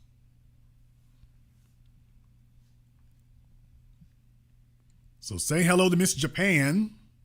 Japan is actually less shocked by this than you might think. And now that this has occurred, now that she is going to be the bellwether and the leader of Japanese female society, I just wonder Is she going to lead them to be a more Japanese nation? Or is she going to lead them to become and try to encourage them to become a more white nation? Because we all know that when that turn happens, it won't be long before people start looking at us. However, you might disagree. Therefore, the telephone lines are now open. And the number is 646-787-1933. That's 646-787-1933. Your personal access code to the blackest radio program on earth, the only one of its kind. You're certainly welcome to join us. I want to thank everyone who has contributed to support tonight's program on PayPal, Venmo. Thank you very much here to Gerald, Darlene, Walter, and Amy, and everyone else here who's contributed. Thank you very much for your support. We appreciate that. These are the conversations you do not hear and will not hear anywhere else. Don't expect Bowling Ball Martin, The Root, or any of these other folks. They're not going to have this conversation here where you put this in its proper context. There are a number of black folk here, by the way, some of you who live in Japan or live in Asia or whatever here, and you cannot allow yourselves to become confused. Some of you have. Some of you have become confused. Hopefully you'll have an opportunity to get yourself straightened out. Let me get to the phone lines over here. Let's get caller from area code 279. You're on live with the Black Channel. What's your name? Where you calling from? T-Hawk out of San Bernardino. Okay, who out of San Bernardino? T-Hawk. Okay, T-Harp out of San Bernardino. What's on your mind? Man, I had first I got a couple of questions for you, but I called in last time, and there was a bit of a communication issue. I don't know. You were trying to cut me off, and I could not hear you. So I was wondering what's going on with that. Because you were yesterday, you were talking to a lady in New York. She babbled. Time is of the essence here. So, are you hearing us tonight? Oh yeah. Okay, let's find out here. So, what's your question? All right. Love your podcast. Don't want to get that wrong. Man, I can't help but just say, man, reparations across the board. Man, this is. I think about Africa, and I think about the turmoil that's happening in that place and the constant sabotage and the interference of these people to where we can, and I mean, we're being scattered, and we have an overinfestation of black people who are on the sellout side. They're selling us out. And whether you know it or not, whether you believe it or not, these people smile right in our face and call themselves black. They may, just look at the Democrats. They're calling out white supremacy, and they have white males as their sexual partners, and they're saying white supremacy. Like, what the fuck? I mean, how are we not awake to what is going on with? I mean, we are literally the island of well, I think people do see it. I mean, people already see it. There's nobody who doesn't see it, and there's nobody who doesn't acknowledge it or doesn't recognize it there. I think everybody does see it. The question is always not, do you see it? The question is, do you accept it? Because people who accept it have colonized minds. Got a lot of background noise there, but thank you very much for giving us a call tonight. Let me get caller from country code 819. You're on live with the Black Channel. What's your name? Where you calling from? Yeah, hello. This is Arius Black calling in from Tokyo. What's going on? All right, Arius Black from Tokyo. What's on your mind? Yeah, man, I was told to call in. I'm calling. I'm telling you right now, man. It's like, I've been day one, V1 from day one. I've been in here. I've been in Japan for like more than 15 years and everything. And I have to tell you, TBA, you're wrong on this one. Okay. Time is of the essence here. What are we wrong about, sir? Let's keep it moving. Well, the entire situation about Miss Japan and everything, the Japanese, they're pissed. They're not happy with this at all. And one thing we also have to realize is that the Miss Universe Corporation, that's American owned. So what you have right now is you have a white corporate enclave and everything. They're saying, okay, well, we need you guys to fight Taiwan, and we know you're helping us finance Ukraine and everything. So guess what? We got to put this out and everything because you guys are Breaking Bad. The Japanese don't want to be white. Now, when you talk about the Koreans, the Chinese, as well as the Singaporeans and everything, straight up 100% anti-black bootlickers. That is what it is. They are what they are. You know what I mean? I know who they are. I know how they act. I know that they talk about us. When it comes to the Japanese, they're not anti-black at all. They want to put that image out so a whole bunch of brothers don't come here and everything like that. They don't want to get hip-hop in that, but no, you're wrong on that. Okay. Man. Now, if the Japanese, so we're not going to talk about Asia in general. If the Japanese Japanese are not anti-black, sir, then why is it that term gaijin is pointed specifically at us so often? Well, gaijin itself and everything, that means space alien. It's not at us, it's at all foreigners. Okay, well, gaijin means, gaijin does mean foreigner, yes, but you notice I made a distinction there, so I know what the word translates to. It means but barbarian. I said what I said for a reason. No, actually it translates to space alien, like not even human, because when Admiral Perry and all these other Europeans started coming off to Japan, they look to the Japanese. They look like space aliens. Like who's this white motherfucker? Okay, oh my God, sir, all right. That term long predates Captain Perry. It long predates him. That wasn't a term that just sprung into it. That wasn't a term that sprung into existence with him. That term is very old. So I said no. It's I just said the context, sir. Calm yourself. You're getting very emotional and getting this emotional behind Japanese people. That's not a good sign. So you might want to re-examine re-examine your cultural point of origin, because getting that emotional about this, that's not good. You're not going to paint me. Sir, I'm repeating your words. I'm repeating your words. If that paints you a certain way, you might want to examine yourself here. You're getting very emotional. TBA. Sir, I'm not going to let you take over my program, sir. You're getting very emotional go ahead. about Japan. And what I'm saying is, I don't know what they've done for you that's made you this hard body for them, but this is a real bad look to be this emotionally triggered for it. That's a bad look. You are not trying to go there. Okay, finish your thought. Sir, already said there, that term goes way before Captain Perry, so we can't use that. However, it's modern usage where we're concerned. Number one, that shouldn't even be something that comes up with us when you actually take a look at indigenous people there. That really shouldn't even come up. And yet there's a particular disdain where we are concerned, because someone listening to you would think that Japanese people have no problem with interracial relationships, specifically where we're concerned. You're right. You're right. They don't. Hang up the phone. What? Sir, get off the phone. We're not even going to do this. It's like that. We're not even going to do this. Hang up the phone. We're just not going to do this. We are, folks, we're not even going to begin that. We're just not going to do it. So, you got to understand, some folks spend so much time in these environments that they become assimilated. Some folks, you spend so much time with these people that you just become assimilated. And then you just say things that, by the way, we all sitting over here talking about our interactions with these people. And nope, ain't no racism. Next stop, ain't no white supremacy. There's the next one there.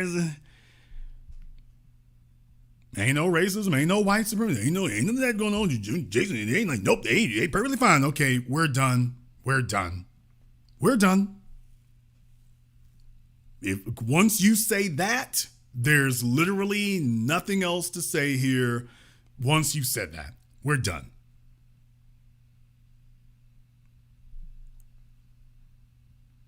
Because now what you're going to tell us is that every example that we use, well, that's just them. That's just those folks. That's just them over there.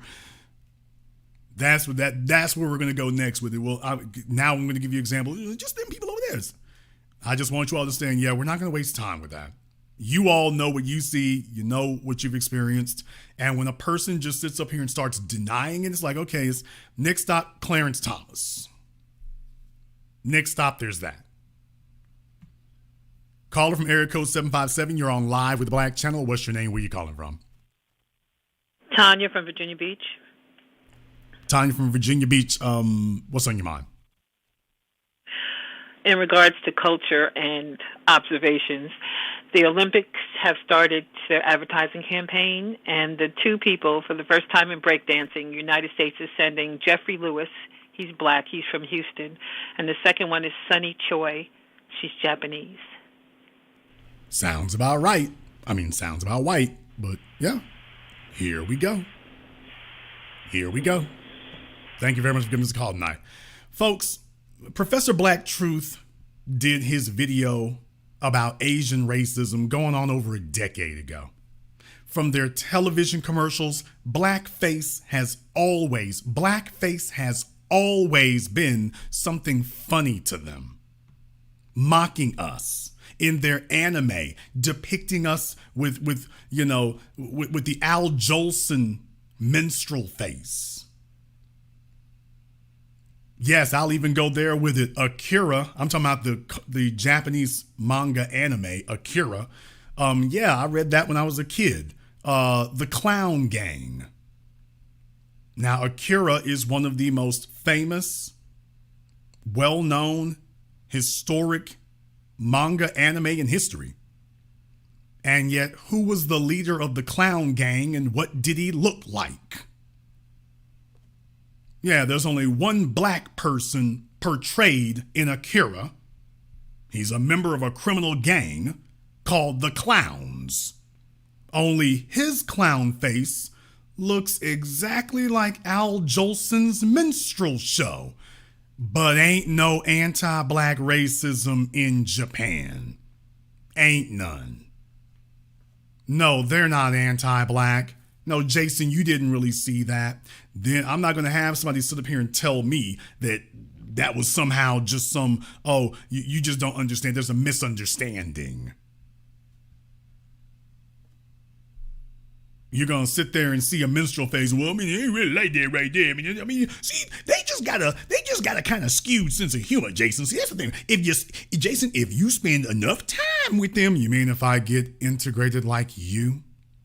You mean if I spend enough time and get assimilated like you? I'll see things differently if I just tolerate their abuse and their insults long enough. Then eventually I'll get used to it and I'll just understand it. Oh, that's just the way they do things. The way they do things is pretty damn racist. We can go down the list. They have a long history of portraying us that way in their media. A long history of that blatant disrespect towards a people who they didn't even have any contact with. They didn't project their venom towards the people who dropped the bombs on them. Now, they didn't do that. Why, they lionized them. They idolized them. They directed their venom at us. Some people they never met, don't have any interaction with. You lock the damn country. We don't have any interaction with you. Except genetically, to be totally honest with you, they deny that every day. Okay, fine. We don't have any interaction with you. We've never done anything to you. Those folks drop bombs on you. Yeah, and you're saving your venom and your cultural animosity for us. You're not using your anime and your manga to portray all white people as demons and monsters with fangs. No, you use it to mock us. But that's not been doing it for decades, but that's not anti-black. That's not anti-black. So the next step is, well, Jason, if I can just explain it to you, so you just don't get it. Yeah, I do get it. Yeah, I do. I do. You know what here? Arius, why don't you go ahead and give us a call back in? He can explain to us why it is that the minstrel cartoons that I'm sitting here naming them, he can explain to all of us why that's not anti-black. So Arius, you know what? Why don't you go ahead and give us a call back in here and help us all to understand why that is not anti-black behavior.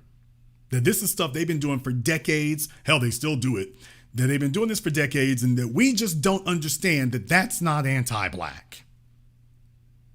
All on their TV, all in their movies, all in their commercials, and that we just don't see the right side of it. So why don't you give us a call back? I'll bump you to the front of the line and you can explain to everybody why it is that that's not anti-black and that we all just getting it wrong. Caller from area code 323, you're on live with the Black Channel. What's your name? Where you calling from? Hey, good evening, big brother Jason. This is brother Elijah calling out of Wheaton, Maryland. Okay, brother Elijah, did you call last night? No, I didn't, brother. I only called the business yesterday. I didn't call last night. No, actually, no, you are correct. Actually, you did, but just not here. Okay, go ahead. All right, what's on your mind, brother? Yes, sir. Yeah, brother, pardon me for this. I'm going to make a statement, and then I'm going to ask you a question after. But I don't know what that clown was talking about who called in, but you'll give him further time to explain. When I was in the Marine Corps, I was deployed to Japan with my unit back in September 2012, and I was stationed there for 6 months. And I want to add to what you said. This is just that Japan is just being more obvious and more blatant. When I was out there, I visited Roppongi, Tokyo. That looks like a Times Square 42nd Street on steroids. All right? You don't see no Japanese culture over there, not whatsoever. The only thing you see is the writing of it, but everything else is very westernized over there. You don't see none of the Japanese people, even little in their traditional garments. Even when you look at even in our neighborhoods, the gentrification, you never seen a Japanese neighborhood in a black neighborhood. Never. You see the Chinese or anything else, but you never seen the Japanese. When white folks start coming in, that's when even the hibachi spots, the Japanese restaurants start coming up. So you are dead spot on. It was just a matter of time before they made somebody who they really want to be like be the face of their culture. All right. Also, but now my question is, white folks have a long history of turning people against us. All right. They have a long history. My question to you is, all right, now that the Japanese show and show their anti-black racism, because they are very anti-black, when do you think they will eventually break their tool, and then what would be next for the Japanese people? The time to break the Japanese tool is within the next 100 years.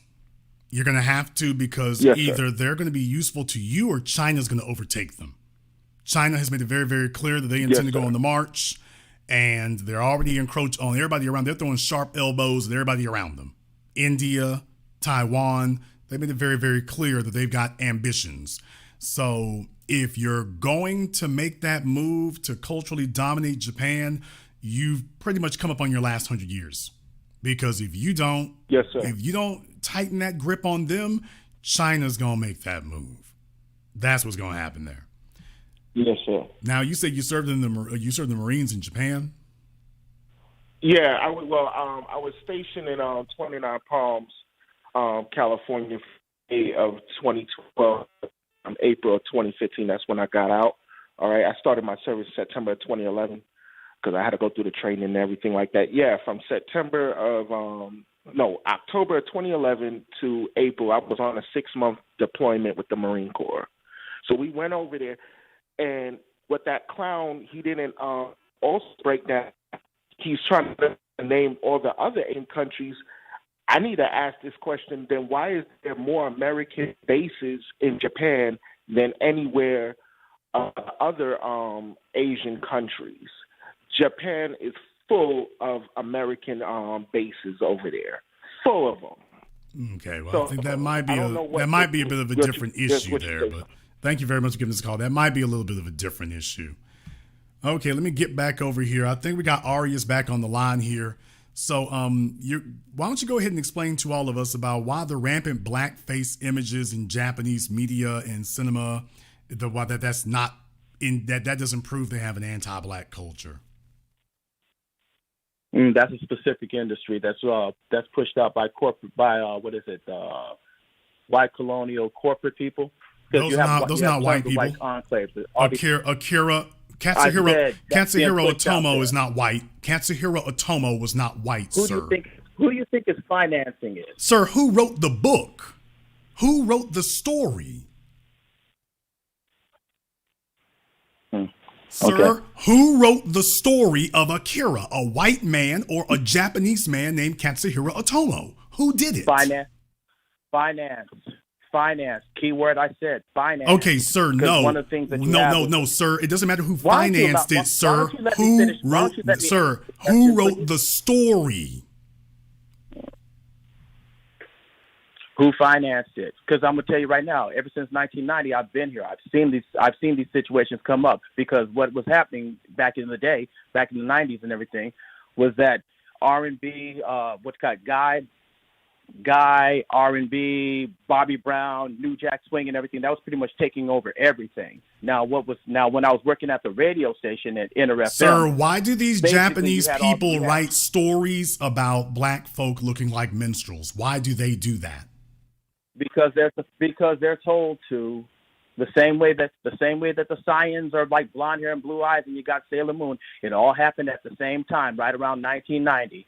So you're saying that they're doing that's not their culture, that all these folk are just doing it because they were told not to. Their culture. You're saying all these folk are doing it because they were told to. Yeah, exactly. Ever since MacArthur took over Japan, everything is dictated to us, especially when the CIA set up the LDP, the Liberal Democratic Party. Everything is dictated. All these advertising agencies, these are samurai families. That's especially like this whole situation with Johnny's. It is what it is. Now, if you want to get back to the Miss Universe situation, I can do that. No, sir. I want to stick on Are that. You ready? I'm going to stick on that part ready. about their culture. You're sitting up here saying that Katsuhiro Otomo wrote a whole story there and shows us as minstrels, but his inspiration for doing so, he didn't write that story himself. White folk told him to write that story. Yeah. They're the ones they're basically been controlling ever since 1940. Sir, where is your proof that Katsuhiro Otomo was not inspired to do that depiction of us himself? Where's your proof? Well, okay, wait a minute. Now, where is your proof for your opinions up to now? Because I have no reason. I've got proof, sir. I have proof. Sir, I have proof. You can go online and look up. Go ahead. Sir, I have proof. The interviews with Katsuhiro Otomo, he talks about his experiences that were inspired him to write Akira. At no point does he say a white person told him to do anything. Okay, cool. So you need to prove that this white person that you say told him to do that did that, because I can show you now when it comes to rap music, I can show you the white men who did that. Sir, it's my program. I'm answering your question. I can show you the white men who tell the black folk to write the songs that they write. I can show them to you. I can show you Leor Cohen. I can show you them doing that. You can't show me a white man who told these folks to do that. You can't show me a white man who told Katsuhiro Otomo write a story depicting black people this way. Okay. Give me an example of it. Give me an example of a Japanese author who said, "I did it this way because white folk told me to."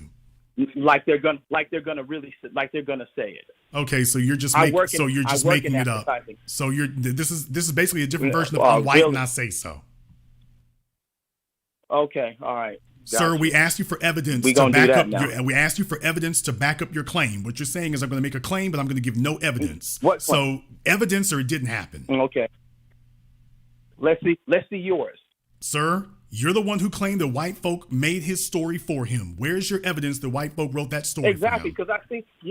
because they financed everything. You know damn good well it's about it. Sir, he wrote the story. No, sir, he wrote the story that they financed. So we're talking about who wrote the African. story. Who wrote the story that they financed?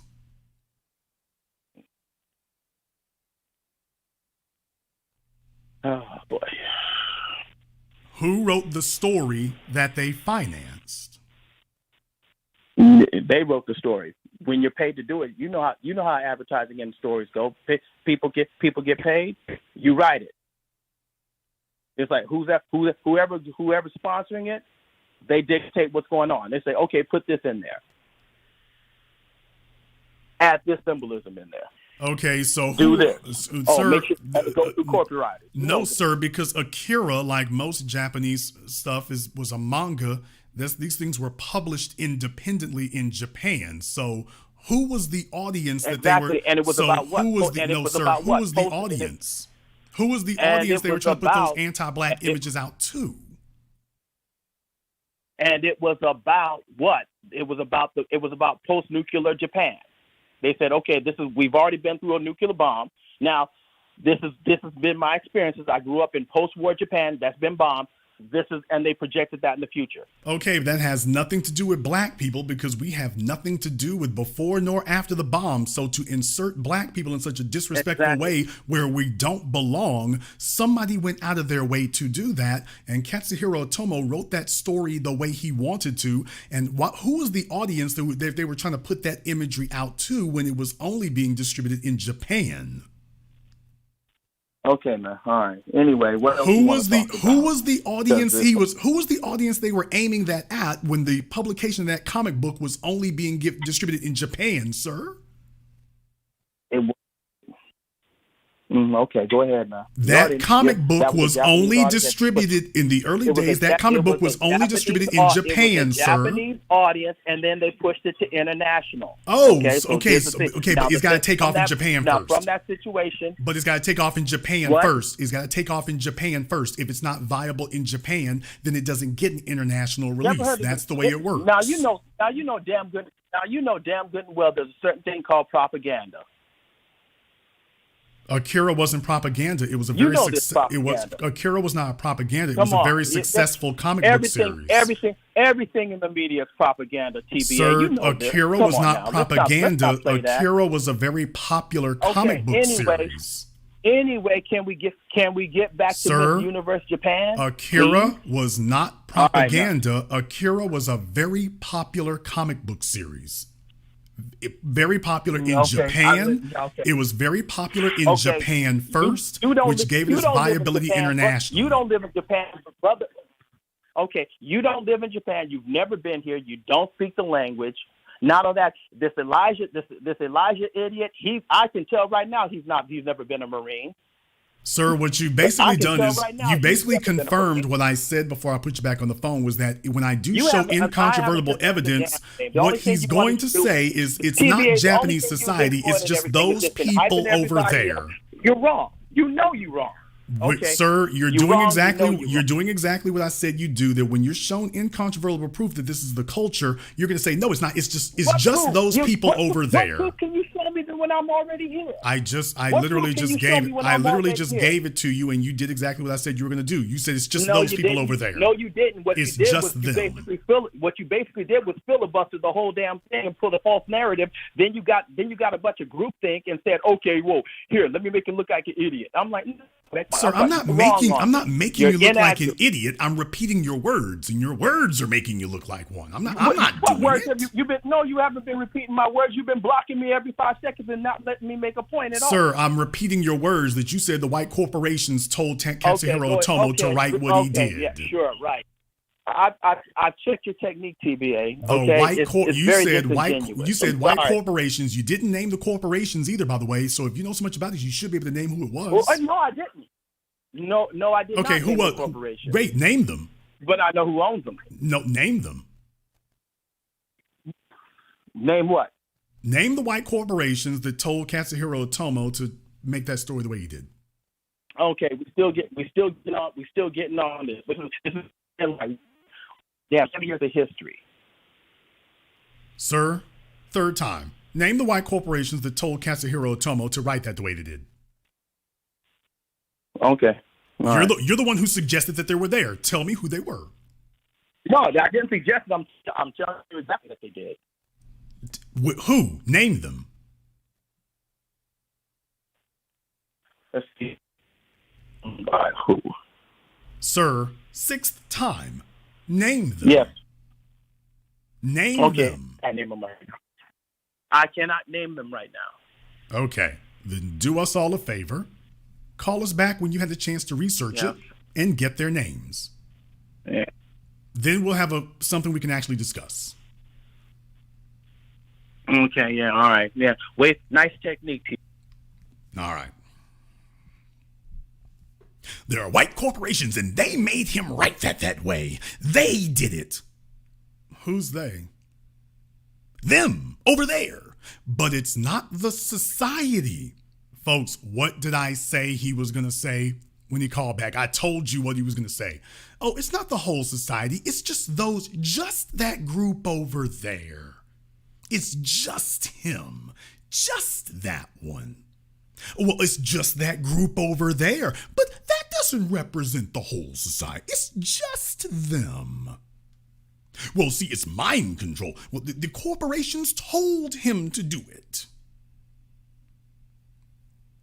The corporations wrote the story.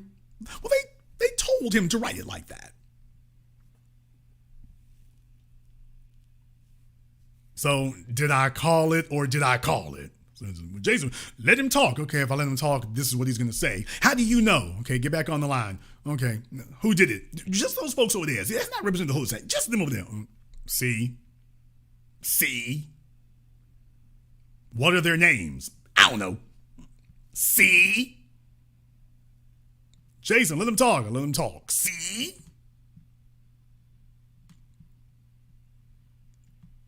Caller Miracle 773, you're on live with the Black Channel. What's your name? Where you calling from? This is Malone calling from Chicago. Long from Chicago. What's on your mind? So that last caller, from his just emotional temperament, we already know what the deal is with him. But I wanted to go in a little bit about the Japanese. Like you said, it's a cultural thing. They have a history of it. You see how they treated the Ainu people. And, even with the Chinese in World War II, they are colonizers. And all of the media glorifies whiteness. Like all of the heroes and all of the beauties, the white, blonde, blue hair, big boobs, all that crazy stuff. And they also structure the history of their country and their outlook on society through their animes and shows. And the same thing that the white supremacists say and, go through in their media and shows is very similar to how the Japanese writes, their own. So I just wanted to add that in, and I'm going to land my plane. Thank you very much for giving this call here tonight. Like I say, definitely it's one thing to do it to somebody who did something to you. We weren't even standing on the damn soil. We're not even a significant portion of the population. They were going in on us. It's like, oh, but by the way, there's these folk we've never met before, but the white folk don't like them, and we don't like them either. We're at the bottom of the barrel. Remember, by the time you get into the 60s, the whole planet knows about our struggle for civil rights. And yet over in Japan, what were they doing where we were concerned? The whole world knew about our struggle for civil rights by the time you get to the 1960s, 1950s, 1960s, definitely by the 1970s. But what was Japan? How was Japan depicting us through the 60s and the 70s and the 80s?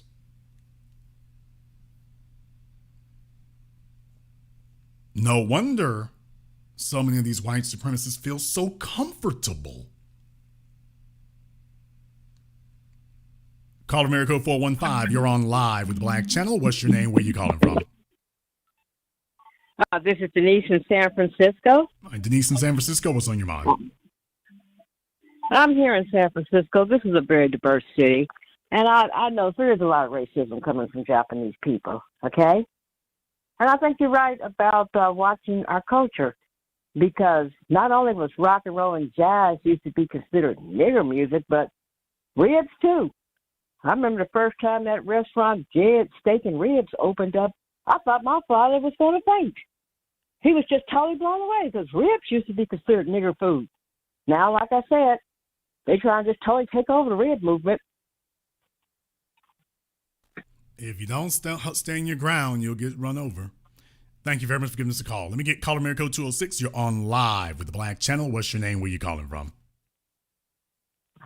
Hi, good evening. This is Agnes calling from Seattle, Washington. How are you this evening? Agnes from Seattle, what's on your mind? Hi.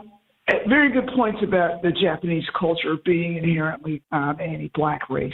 I lived in Japan for about 6 years, and I will just tell you straight out of the gate, the anti-black racism, nobody taught the Japanese that. That's an endemic part of the culture. They just don't want American folks knowing about that because you have a lot of course, military personnel, but more so corporate business people who do live over there. Also, where I live in Seattle, you do have a large group of Americans of Japanese heritage who are racist as F. Okay?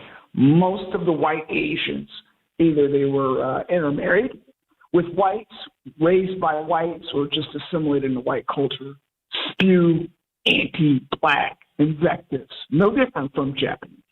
It's just a black skin is considered dirty and evil, and the same thing translated over when the Japanese assimilated into American culture. You have to keep in mind, for centuries, Japan was a closed society, and that clown who was in the Marines in Japan right now won't accept the fact that for hundreds and hundreds of years, because Japan was a closed society, they had ideas that still remain entrenched and reinforced to this day. So he got colonized by the Japanese colonizers. That's all I have to say. Thank you. Thank you very much for giving us a call here tonight. We appreciate that. Look, here's the issue here. Japan has a lot of redeeming characteristics about it. Japanese society has a lot of admirable traits in it. They actually have some admirable things in it. There's no denying that. At the same time, we do not allow the fact that there are some very admirable traits in there to get us to start saying, by the way, and there's not these huge negative traits that are in there. That these negative artifacts, you start telling yourself, well, as long as I'm getting the benefits of the positives or whatever, well, we can excuse these negatives. Actually, no. See, that's how you make a better Japan. You make a better Japan by acknowledging that there's positives, yes, but we've also identified some negatives here that are very acidic and very destructive. Some things are protective. Our issue isn't about the protective. It's different from the parts where they say this is reserved to be specifically Japanese. We wouldn't have an issue if that's what was going on. But that's not what's happening. They're not just stopping at this is reserved for Japanese. They move on to, and by the way, hey, take a look and let's mock these Negroes. Whoa, wait a minute. Now that's not protecting yourself. That's mistreating other people. And there's nothing about protecting yourself that requires the mistreatment of other people. Now, there's a flaw. Call America 281. You're on live with the Black Channel. What's your name? Where you calling from? Prince out of Richmond, Texas. Prince out of Richmond. What's on your mind, brother? Okay, brother. The Japanese, I would say that they would even consider themselves Aryan. Remember, they were connected with the Nazis, so they had no problem with Hitler and his regime.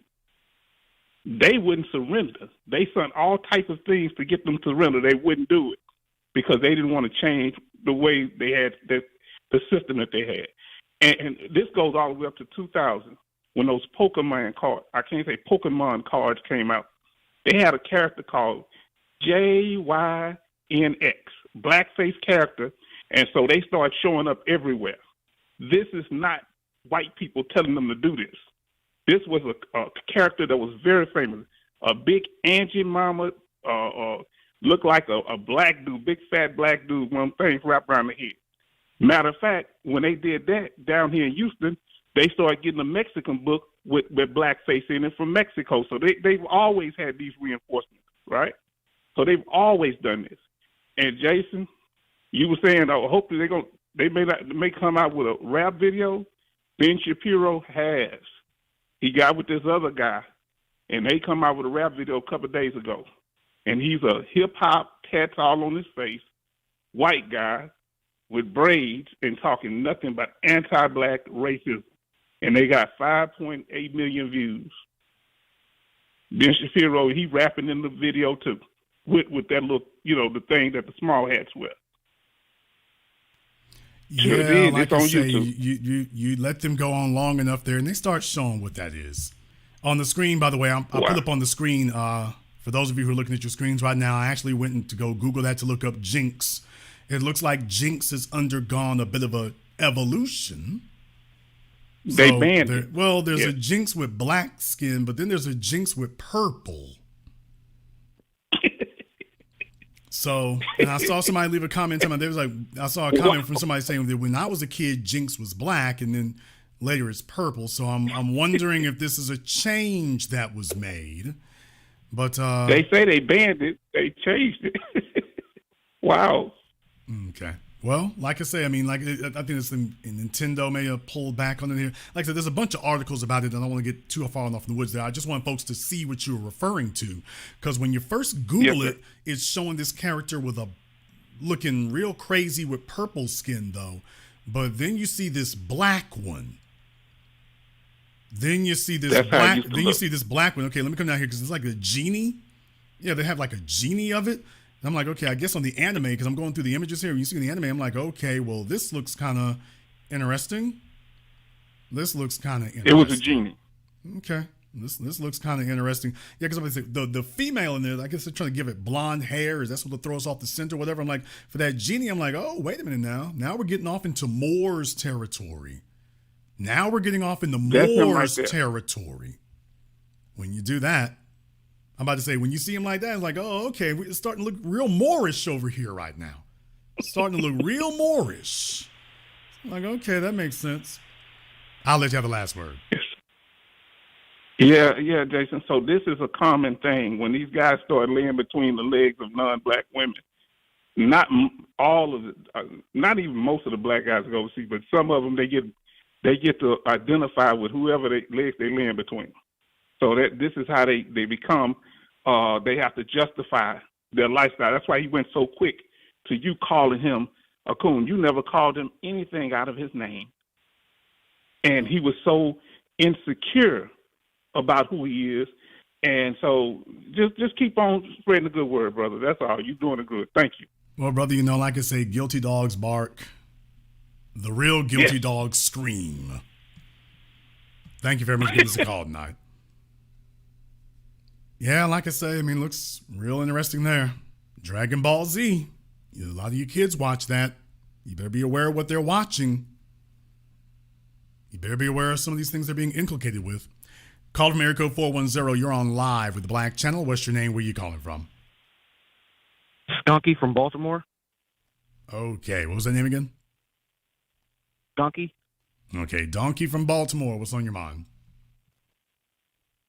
Yeah, I want you to explain to the people how you're a hitman who travels across the country and you were featured on the first episode of Trafficked on Hulu. Can you explain that? I saw the Tahoe, I saw the Kit Kat, I saw the bitch ass way, the demeanor, saw the face. Explain to the people who you are. And because I know who you are. And what are you gonna do about it? Now that you said all that, okay, now what you gonna do about it?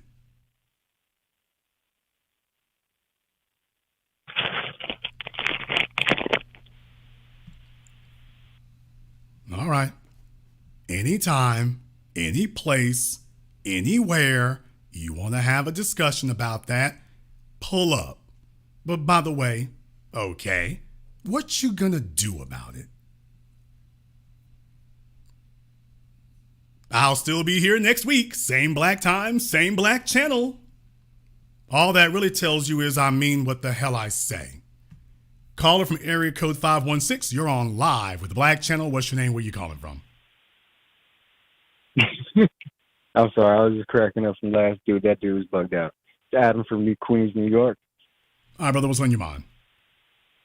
All right, so this it's crazy because you think about their history, right?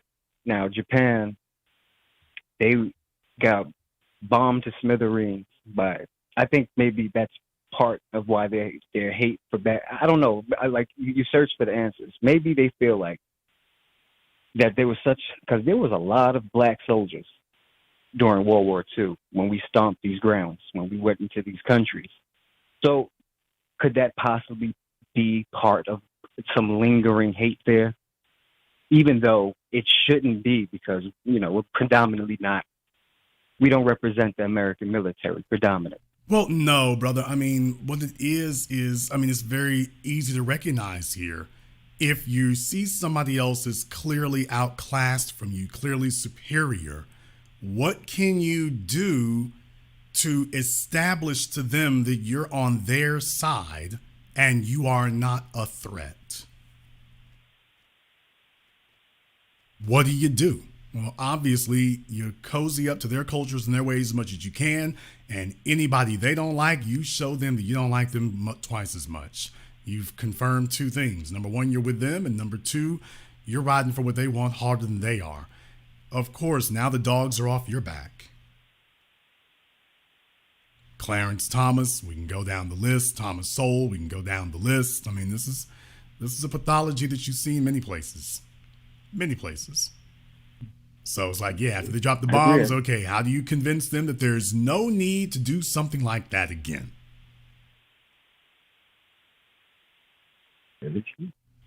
Let's go attack somebody who's completely powerless. So not only do you not have to worry about the guys more powerful than you beating up on you again, you don't have to worry about the folks you're beating up on swinging back, or at least that's what you tell yourself. But I mean, you're all the way over there, so it's not like they can do anything to you for it. So it's really symbolic, but we're taking it beyond this. Like, this is not symbolic, because what you've done is actually become very popular. And now it's worked in conjunction with these other things. So you're taking something that's otherwise very valuable and very beautiful, manga and anime and whatnot, and now it's been weaponized. And Jewish people learned the hard way the perils of ignoring that type of weaponization of ideas, that type of weaponization of media, that type of weaponization of communicating your image. They learned the hard way what happens when you ignore that. Thank you very much for giving us a call. Now let me get caller America 412. You're on live with the Black Channel. What's your name? Where you calling from? Good evening, Jason. My name is Robert. I'm calling from Pittsburgh, Pennsylvania. The statement that you just made is true. You get yelled at work, you go home and smack the wife and kick the dog. The guy who was talking about he lived in Japan, he sounds like he have relationships with Japanese women. There's a good book that's correlated with your assertions. It's called The Culture of Bandits. I don't know whether you're familiar with that or not. You are correct in your observations. The number one rule of dealing with the devil is don't. The person who was defending Asian hate towards black people is obviously not aware of Peter Liam or the young black girl that was shot through the head by the store owner, and then that store owner was exonerated. And Asians, for most part, form pale Voltron with Europeans because their hate for black people unites them. It is traitorous for even these young Japanese people to put their hatred toward black people, and we never dropped a bomb on them. They forgot about that. So, Jason, I'm glad that you stood up strong against obvious negative assaults against you, and keep up the good work, and I will continue to be a listener of yours. Thank you very much for giving us a call tonight. Let me get caller from area code 872. You're on live with the Black Channel. What's your name? Where you calling from? Hey, Jason, this Chris from Chicago. Chris from Chicago, what's on your mind? Hey, so Chicago known for this dance called footwork, man. And like for the past 10 years, I've been seeing videos of Japanese stealing our dance and footwork dance and saying they better and all that, and I'm just hoping they ain't gonna be in a Olympics soon one day like the break dancing, It depends. If it becomes popular enough and big enough and significant enough, yeah, it will. Oh, okay, and another thing, they got Godzilla came out December last year, December 1st of last year, right? They renewed from the 1954. Yeah, Godzilla minus with one. New actors and everything. Godzilla. The film's called Godzilla minus one. Yeah, and they renewed the new actors. But check this out. Like this Friday it came out with a black and white one. So it's the same movie, but I guess black and white. And it's crazy. And another thing, I ain't no swirler, nothing. Black girls first though, but don't white girls look way better than all Asian girls? Well, here's my thing. Here's my thing about that. Certainly, you know where I'm going to stand, where I'm going to fall on this, but you can to each his own in that regard. Here's my thing about it here. Yeah. My issue is not so much who folk lay up with or whatever. I've told you all here for years. Folks are going to do things whether they're wise or unwise, and they can sleep with whoever they want to in that regard. My issue is what you do with her is between you and her. But what you do out here on the streets is between you and me. And if sleeping with her has you coming out denying racism, sleeping with her has you coming out denying white supremacy, denying Asian mirroring white supremacy, if that's what sleeping with her is doing to you, then you got a problem, especially if you're in our proximity. Thank you very much for giving us a call here tonight. Let me get caller from area code 267. You're on live with the Black Channel. What's your name? Where you calling from? Hey, Jason. This is Dennis from Philly. Dennis from Philadelphia. What's on your mind? Yes, sir. B1. So I have a couple quick points, and I'll try to run through them as quick as I can. There's a lot going on. One of the callers mentioned Jinx, Pokemon. That actually comes from what's called Ganguro. Gang, U-R-O. It's a Japanese term. It's basically blackface if you look at it. And years ago, I had seen two documentaries. Well, there's small videos that really talked about. One was racism akin to they would actually do Hitler reenactments in Japan. And another one was Harajuku fashion, really stemming from that Ganguro blackface racism. Another one was World War II, black men in Japan. It was sort of like soft showing and talking about black men and this interesting dynamic in relation to World War II. They didn't mention the Black Panther, Japanese Black Panther person, which is interesting enough. Last point I'll mention, though, there's really great parts about Japanese culture. As someone who's been there, I visited for a few weeks, and a lot of what I've realized, a lot of my friends who live there, folks who visited, folks who've, whether they're stationed there or just, spent years teaching English over there, like that crazy caller a few calls back, a lot of times what people tend to do is they position themselves in thinking about racism in Japan doesn't exist. It's all just they have problems with what's called gaijin or foreigners. And that's how a lot of black men over there who live there and do their thing, they perceive their racism as just this sort of national identity. It's really just against foreigners or gaijin. They're not racist. They just don't like foreigners or gaijin. You're just gaijin as a black American. It's not racism, but no, we've seen actual examples of racism in their culture. Someone mentioned anime. Like I mentioned, the Ganguro, like Piccolo and Mr. Popo, they use these euphemisms for black characters. They'll use different colored characters like Piccolo or, things of that nature. So there's a lot of racism, there's hidden layers, but some people tend to get caught up in the beauty of Japanese culture and they miss it. Last point I'll mention. I disagree with that one, but go ahead. Okay. Okay, valid. Last point I mentioned, Yayoi Kusama is a famous artist. She had recently caught fire for her racist comments that she made about us being hypersexualized and things of that nature. She had to recently walk back her statements. But it just speaks to a woman of her age, of that culture, having these sort of racial sort of undertones. But I'll land there. Let me address that real quick here. So, the land of hentai trying to tell anyone that they're hypersexualized. Well, that's kind of rich, by the way. So the land of hentai, and was it hentai and sentai, I think it is, for them to try to tell anybody anything about being hypersexualized, where manga and anime routinely, to the point that I find it disturbing. I actually have not been watching a bunch of anime unless it's been, it's going to only be certain ones that have been cleared or certain subject matter.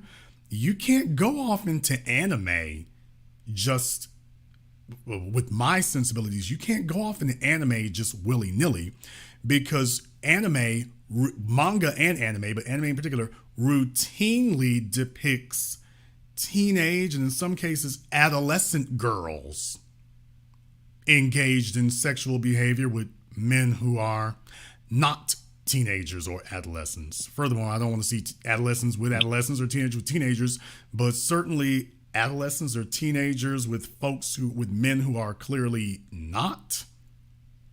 She's worrying about the wrong damn thing.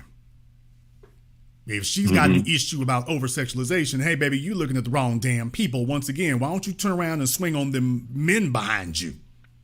That's what you need to be doing. We got nothing to do with that right there. You got a whole different issue you need to be looking at here, because there's not a single black man on this planet who is setting a Japanese child out. Not a single one. There's not a single black man on this planet who is sexualizing a Japanese child. Not a single one of us who is over-sexualizing them. Hell, sexualizing them, much less over-sexualizing. That ain't us. So what I'm saying is this type of projection where you ain't got no venom for the people doing something to you. Folks who've got nothing to do with you, all of us, you spitting at us. That's cowardice. You don't have the guts or the courage to deal with the folks who are really harming you. So you're going in on somebody you don't even know. Somebody you don't even know. Now, I want to go back to the other thing you said there about in the society. When you said these fellas spend time there and whatnot, and then they just say, oh, well, that's the culture, and it's just because you're foreigners, just because you gaijin. There's a problem with that. There's a logical fallacy in there. First of all, these images from Mr. Popo and whatnot, that's not something that came from Japan. You didn't pick this up in Japan. If you take a look at classical Japanese artwork, there's nothing that does this. And I've seen them all. I've seen the pictures of the devils and the demons and the gods and the shogun. I've seen all these. There's nothing that looks like this. This doesn't show up in Japanese media until the 1960s, the 1970s or so. It doesn't show up until then.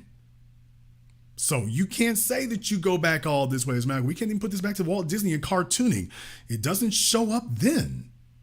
It doesn't show up with I forget the name for the Rocket Boy. I forget who it was. I forget what the name of that one is. Astro Boy or something. Astro. You don't see it back then. You don't see it then. It's only later that it shows up. And then I'm like, okay, there it is. So you can't say that you drew this as inspiration from your culture. Jason, what are you getting at?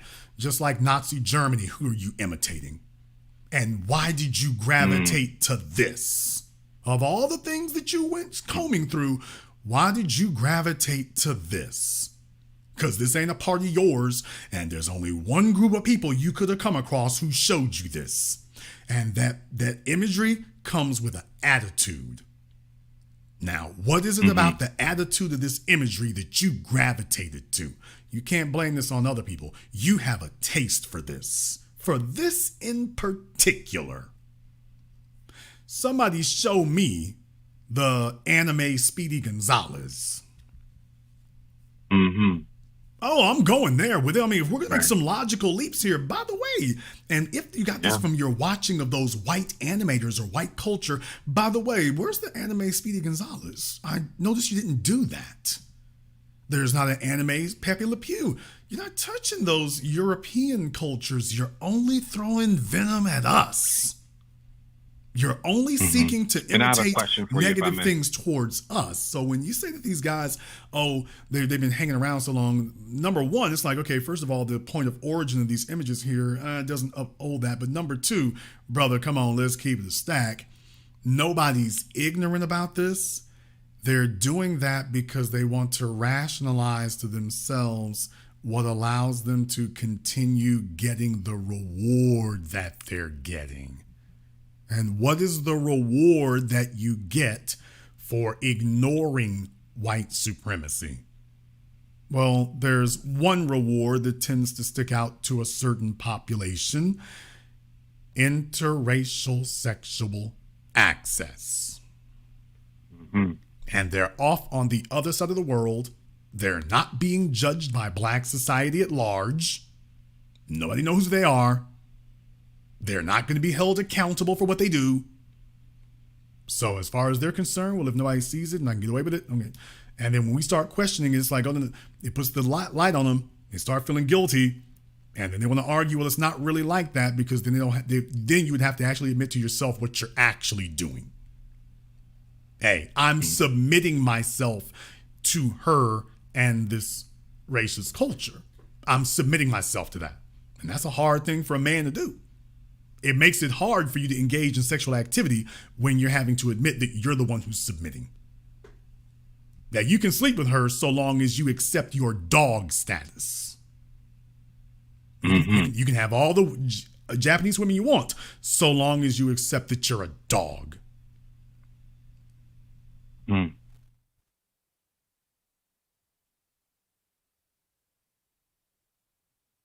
If I could ask one question, if I may. Go on.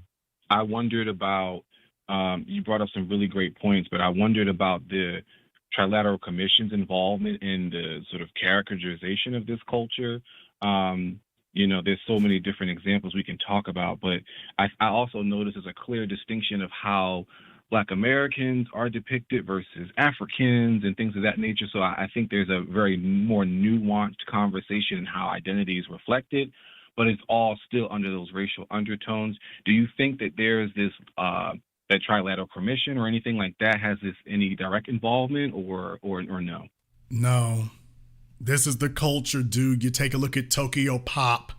You take a look at I'm gonna mess this up. Jaijutsu, whatever the two magazines. Y'all know there's two magazines everybody tries to get into so they can get off the ground. I forget the name. There's Tokyo Pop, and then there's the other one. I forget what it is. It's the magazine that all the manga people want to get their stuff in because you're trying to get your career off. Oh, Shonen Jump. Shonen Jump. There you go. Shonen Jump. I don't know. I was saying Jujutsu Kaisen. Yeah. I know that's just a show. That's not the magazine I'm thinking about. But right. Yeah, you got it. Shonen Jump. So what I'm saying is, brother, that's not the Trilateral Commission. That's not the Council on Foreign Relations. That's not the UN Human Rights Council. Mm-hmm. That's who wants to get on. That's who wants to get on. And what I'm saying is that doesn't work unless you have a taste for it. That's sending out a signal to the grassroots. And as you know, it sounds like you're pretty well versed in all this. As you know, with things like Shonen Jump, that ain't all Japanese people neither. Mm-hmm. So now we're talking about a culture, because Shonen Jump and Tokyo Pop and whatever. And for those of you who are not manga people or whatever, a lot of what we're saying here is going to be deep off in the woods. But these are publications for people in the manga industry. Manga is Japanese comic books. Folks in the comic book who want to get a Japanese comic book off the ground or whatever, or they're trying to break into the industry and make a name for themselves. These are publications where that's the ground floor. This is you trying to get started in the industry. But here's the thing. Those are really, now, yes, I'm not going to be disingenuous and say that we don't have access to Shonen Jump over here, because we do. But in all honesty, these are publications that are directed towards the Japanese direct market. That's not really an international thing. It's really directed toward the Japanese direct market. And if it takes off in Japan, then we start talking about international distribution, because that costs a lot more and there's rights that are involved. And then if you're really like 6 years lucky, later. yeah, well, and if you're really lucky, then we can start talking about anime, which is where the big money is involved and lots of connections have to be made, especially in Japan. It's like run like the damn mafia. Production. There's another thing, because animes run like the damn mafia over there. So it's a closed system in that regard. I'm just saying, it's just because you got a good idea doesn't mean you're going to get an anime. Everybody wants an anime, but good luck getting one. So that's why most of the anime you see and stuff is from stuff that's like 10 years old. Unless it's from a creator who's made a really good name for himself, in which case everybody wants to grab his stuff, even if it's crap. But when we're talking about Shonen Jump and things like that, that's really directed towards the Japanese market. That's the way it has. If it's not a hit in Japan, they ain't going to bring it over here. If it doesn't hit over there, they're not going to bring it. If it doesn't hit over there, it is unlikely that you will see it over here. So if you see it over here, that's 90% of the time because it's already been a hit over there. And if it was a hit over there, now we're going to bring it over here, and that's where it circulates. So this idea that it just goes global all at once, that's not the way that works. I'm bringing all that up to say, okay, well, then that means the only people who are consuming Mr. Poco, or Pogo, whatever, Mr. Pobo, and Piccolo and the rest of them, the only people consuming that are Japanese people to start. They're the ones who said, thumbs up, cosign, check mark, this is hot. They're the ones who'd have to sign off on that. And then you get it. And what I'm saying is that so you have a culture where this is where the proving ground for it, with no external input or interference. So if it's hot over there, if you see it over here, that's because it was hot over there. Why in the world would that type of imagery of us be hot over there? There's nobody who's looking at that and thinking it's anything other than it is. They think that's funny. And what I'm saying is that this type of degradation, I want you all to understand something else. This type of degradation here, so you've basically got a black male image, but he is depicted as this weird creature, comic relief. In other words, or monstrous. To lower his status, to lower his stature, or should I say to lower his desirability. And then you sit up here and have Joker from Akira, clown face, another black male there. I'm like, by the way, these are not very redeeming characteristics. Why? As you said, this, you're portraying them as monsters, criminals. These are negative depictions specifically of the males. Which brings me to my last thing here. And I'll let you, this brings me to my last thing, and then I'll let you finish here. This brings me to my last thing. I started asking myself a question. By the way, I've never seen any depictions of black women in anime, specifically black women in anime, and never seen it before. Certainly not coming from them. And then I got to thinking, actually, the only time I ever saw it was Afro Samurai. And there was only one female who was in there, just I think the chick who was rolling the dice in the second one. And I got to thinking, by the way, I don't think I've ever seen a black woman, a black female in anime before Afro Samurai Resurrection. Not even the first one, Afro Samurai Resurrection. Afro Samurai is in there. He doesn't even have a mother. They show Afro Samurai's father. They show Afro Samurai's father. They show him, but they don't even have Afro Samurai's mother in that thing. And you don't even see a female as a side character until you get to the second one. So what I'm saying is that what that says to me is, oh, you all have had a particular focus on males. And you had a particular focus on how you shape the image of the males.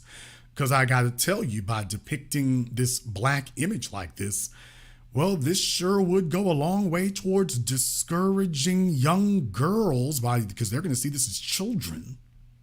So you've introduced this black image to the Japanese girls as children.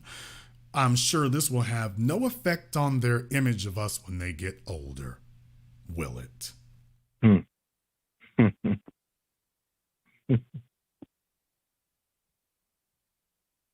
You're right. I'll let you have the last word. Thank you, Jason. I appreciate it. Yeah, I see now in anime black women are more caricaturish. It's more about the image of look at this black girl and her hair. It's more about that.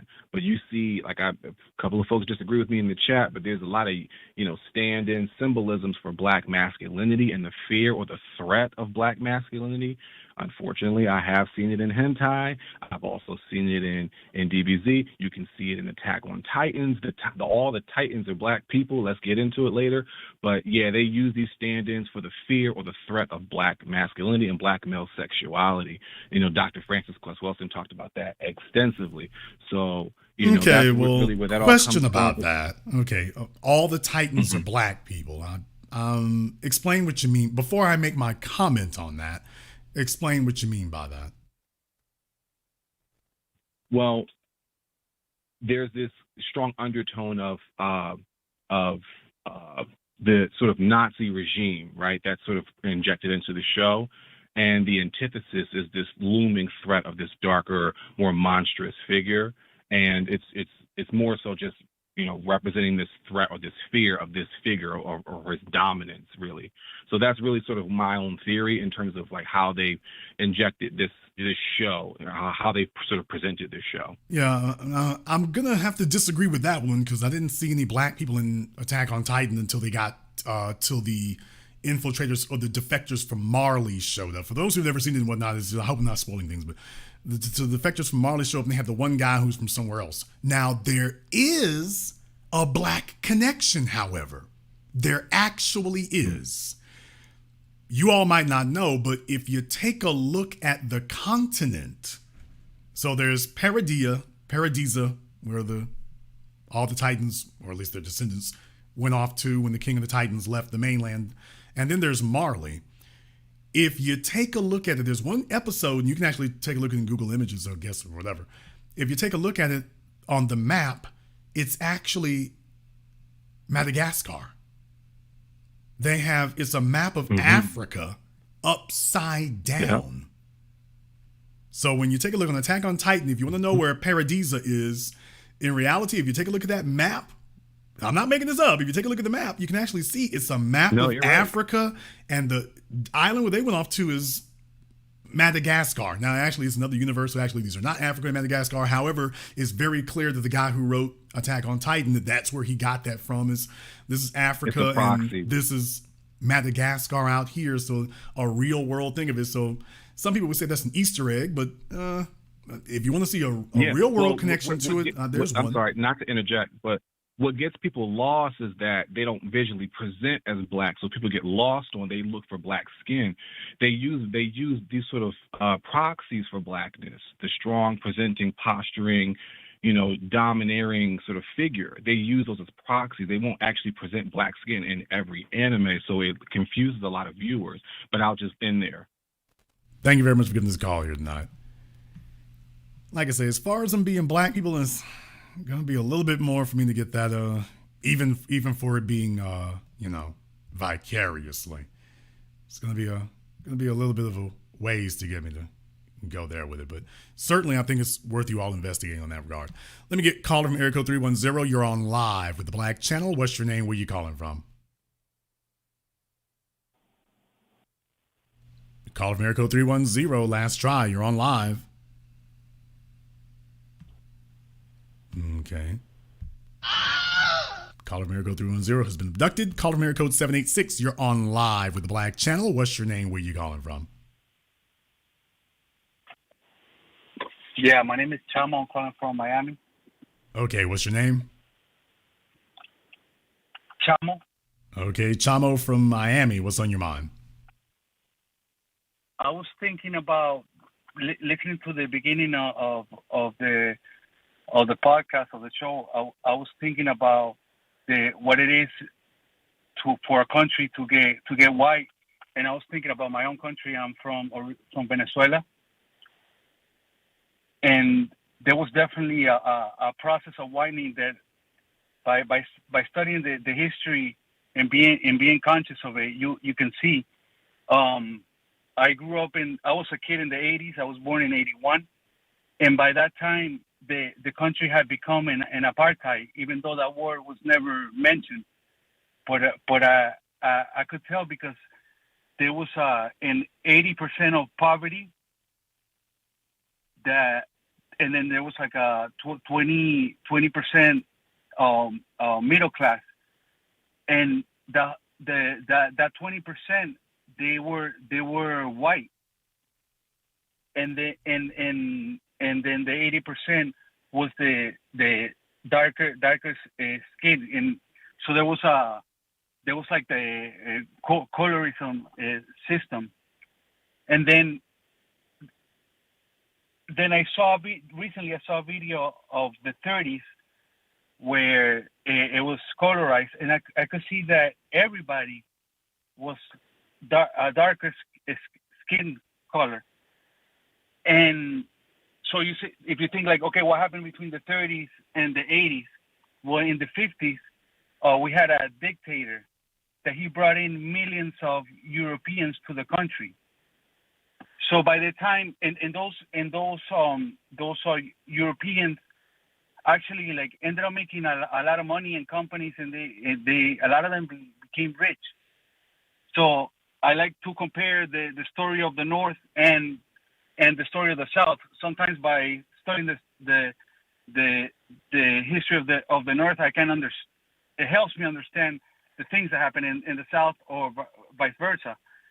And it was the same thing, you know, Europeans coming to the land and getting you know, help and improving the race.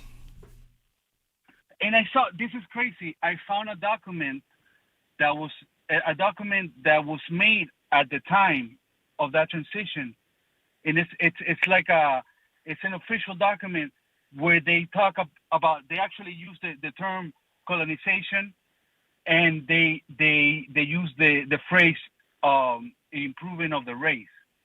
Like, it's crazy. And then by the 80s, when I'm growing up, I'm hearing the same tropes. It's always the same thing. Oh no, those people are lazy. You know what I'm saying? They don't. You know what I mean? Like all the same thing. And it was really weird because it, like the disconnection. Oh, and also a thing, like it makes that 20%, like they will rep USA before their own country. There was a vibe of like, you know, if something was Venezuelan, it wouldn't be never as good as the USA. And there was a lot of repping of Europe also, because by that time you had the grandkids of those Europeans that had come to the country. You know what I'm saying? And I could never like connect with those people because it was very like very plastic, you know. Well, definitely, like I say, I mean, there's a lot you all can learn by studying the history of these things and seeing how that worked out and how it came to be, because none of it is accidental.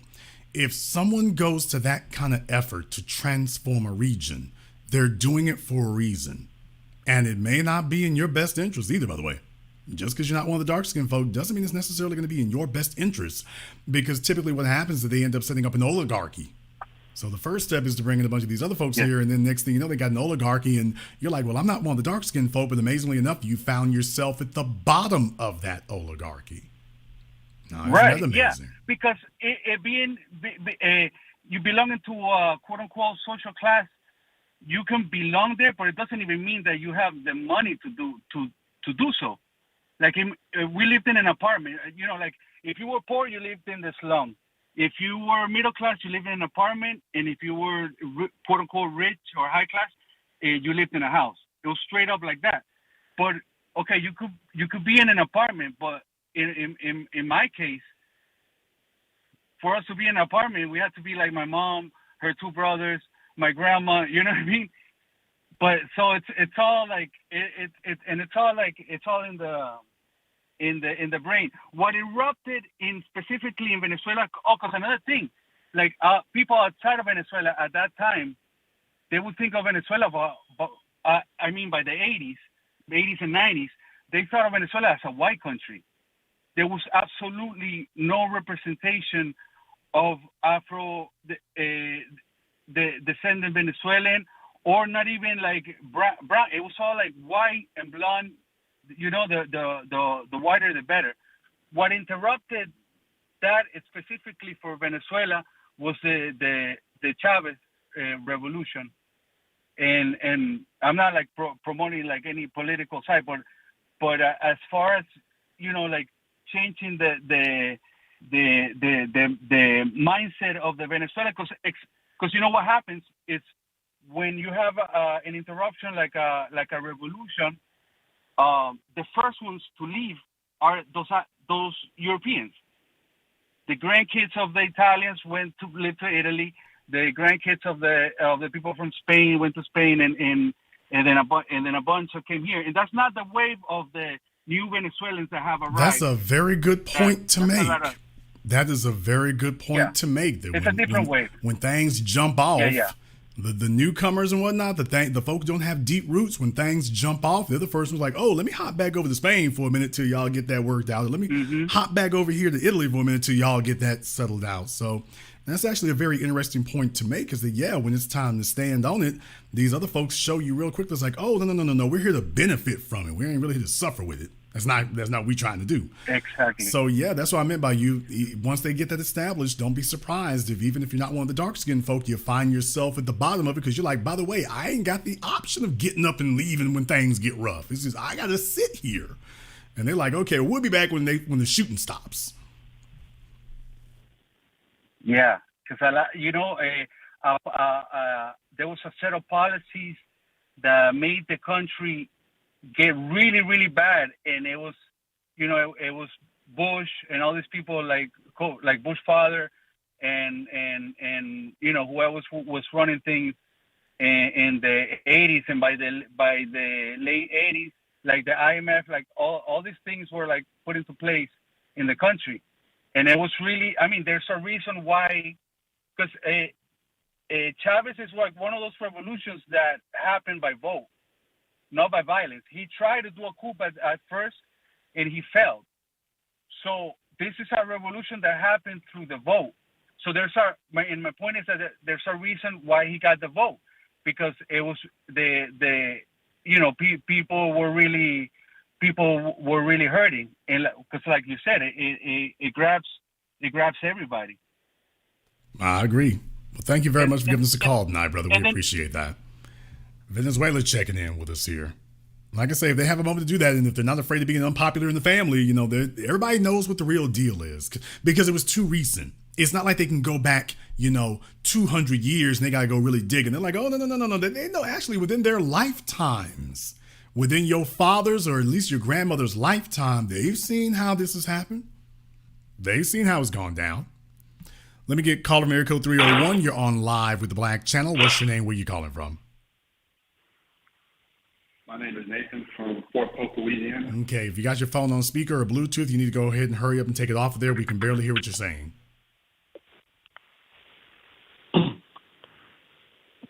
Yeah, my bad. I'm AD from Fort Polk, Louisiana. All right, AD from Fort Polk. What's on your mind? Yeah, I just wanted to kind of bring it back to the original subject matter in a way, but more and so with just in America. So we know, after the Korean War and, World War II, Japan and South Korea, essentially they were like destitute. So how is it that by, let's say, at the early 90s, the mid 80s, all of a sudden you're starting to see their economy just boom out of nowhere? Oh, no, even decades prior to that, they're essentially just... No, sir. It wasn't the 80s. In reality, they were turned around within 10 years.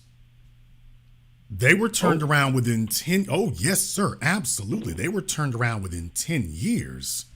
Oh, yes, sir. Absolutely. Okay, in Germany, you saw the same thing as well. You saw the same thing happen in Germany. They called it the miracle there, too, as a matter of fact. Let me tell y'all something right now. For example, brother, the first bullet train was in Japan, 1964. Right. 1964. We were over here fighting for our damn human rights in America, and they, at the same time we were trying to get our human rights, they had their first bullet train in Japan. 1964, right. Not 1984. 1964. We still don't have a proper bullet train in America yet. There's Brightline, I guess, but we're certainly not on par with Japan's got now. 1964 they had that. So in reality, nah, very shortly after the war, they had things sussed out in that regard. So I know now by the time you get to the 80s, it's going into hyperdrive by the time you get there. But remember, they were not being hampered. They were not. There was nobody over there hampering them, throwing obstacles in their way. There was no redlining or whatever. Nobody was sitting up here interfering with them like they were with us. So they were allowed to get their act together in that regard. Oh yeah, and to draw off all those resources, because the white folk wanted to get them industrialized, because they knew as soon as you get them up to that, it's very unlikely you have to go back to war against them again, and they were right. So they had a lot of help getting where they are. So this idea that the war was over and the white folks just left except for the military ships in the harbor and that was it, and the Japanese just figured it out, that's a lie. They went all over the world. They went into Europe. They went to America. They got the knowledge and came back to Japan and built a modern society. They didn't figure out how to build one. They came and saw how to build one and then brought it over there. Right. So to kind of, I guess, add a little bit of a part two, because, I'm 24, so, in school, they kind of gave us the kind of, the okie doke about, these people, they just work hard and blah, blah, blah, blah, blah. And seeing, how they act over here, I know that's really not the case. But besides, because when I learned particularly about the Korean War, what's his name? I learned that it was kind of more of a strategic sort of way to kind of pump money into a lot of these Eastern Asian countries, because essentially you can be a buffer against China and Russia and that part of the Pacific, so you can negotiate all these different trade deals or whatever. But what sort of other investment would you think that they would have, especially of them importing a lot of them over here in America, and a lot of them sort of having a monopoly over a lot of the black businesses in our community? You're saying was the reason for doing it? No, but I'm just saying, why specifically them? Particularly in the late 60s, early 70s, you're starting to see a lot of these people because you had migrate over here, and then all of a sudden because you had an excuse for doing business loans and all that kind of stuff. No, it was politically expedient. You had a reason for doing so. Remember, you're gonna have to get this through with legislation. So you're already dealing in that part of the world. You already got things going on. So it's a whole lot easier to just concentrate your bandwidth towards that, and you've got all the reason and rationale that you need to. All right, things are not going well in Southern Asia. Things are not going well in Vietnam. So what are you going to do with all these refugees who are running around while you're losing ground there? So in order to save face and everything else and to serve their dual structure, they brought a bunch of them over here. I'm from Louisiana. You have a bunch of Vietnamese people in New Orleans. Their rationale was, well, they were fishermen over there. New Orleans Southern Louisiana has a robust fishing industry. So they dropped them on top of us. So it served a dual purpose. Remember, as Brother Neely Fuller taught us, white supremacy always takes both sides of an argument. So on the one side, you're taking folk from over there and you're bringing them over here. So that's a strategy that they've been using for a while. These people were convenient, and you were already spending money and allocating budget toward dealing with their part of the world. All you have to do now, since they're already on the agenda, it's a whole lot easier to co-opt them for that agenda. Please remember, for example, for those of you who don't know about the borders and whatnot, there are a bunch of you who are old enough, and it wasn't that long ago, you could go from New York to Canada without a passport. You need one now. But you didn't, up until recently, you didn't actually need one. And by the way, it wasn't that long ago, the same thing with Mexico. You didn't have to have a passport to go down there. You do now. So getting from those places and whatnot, there wasn't really this huge influx of people trying to do that in that regard. It's only when you start changing things that starts to happen. So Mexico's gone through a lot of issues and difficulties and whatnot, and that's created some of this. But also because you got businesses up here to kick that in hyperdrive.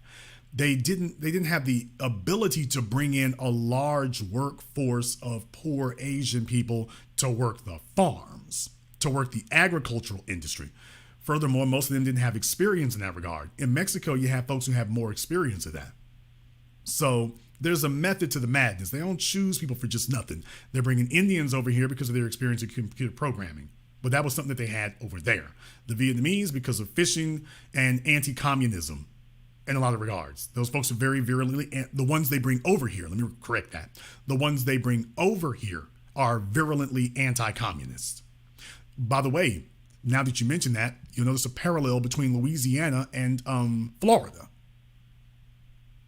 Take a look when they allowed all those Cubans to come over here from Florida.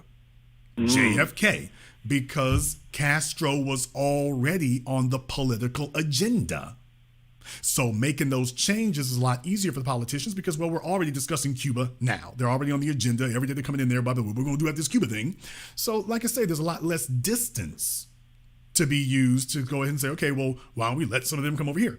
So then comes your wet foot, dry foot policy, which sounds exactly like what you later see with Vietnam. So they dump a bunch of Cubans in Florida. Oh, what do you know? They're virulently anti-communist. And what do you know? They've also got an anti-black sentiment too. Ooh, there's a bonus. Well, we'll grab these Vietnamese people who are virulently anti-communist and have an anti-black sentiment. Ooh, there's a bonus. And now from Mexico, you're starting to pick up what we're putting down. Nobody's brought over here by accident. They're not allowed in by large numbers by accident. Just like the previous caller was saying what they're doing in Venezuela. By the way, yeah, there we go. There we go. When you all start thinking this over, you start making lines of connection. It's like, ooh, this looks familiar. This sounds very familiar. And take a look at the effects of it. Take a look at the effect. So basically, I know you said this maybe about 2 broadcasts ago, I think, or maybe the third ago, but you mentioned about sort of, a lot of the Asian communities, a lot of the Hispanic communities, particularly on the West Coast, is starting to be gentrified. And, you're kind of starting to see so this kind of performative extremism from like Trump and other people at the census about immigration and deportation.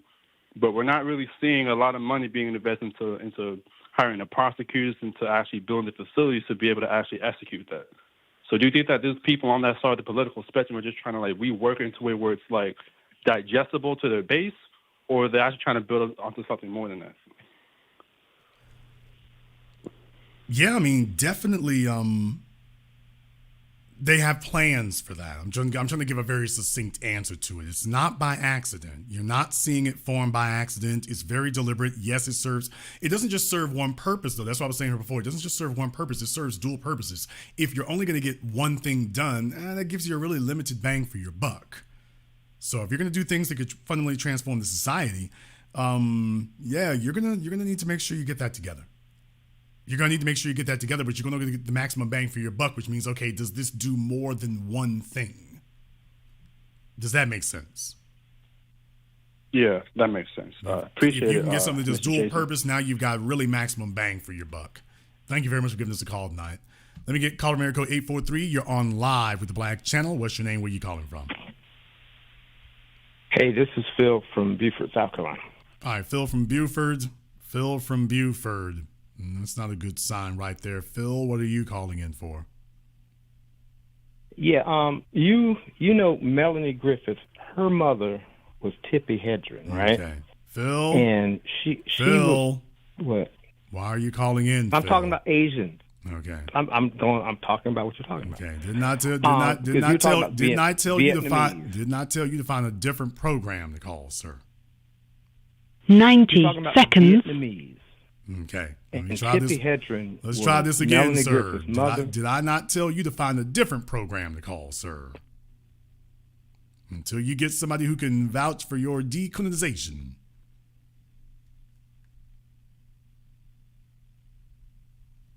All right. Tippi Hedren was... Folks, when I tell you do not call back in, I mean do not call back in. No, I mean you. 60 seconds. If I give it enough time, Jason might forget. No, he will not forget. No, I assure you he won't. No, you are not. No, we're not.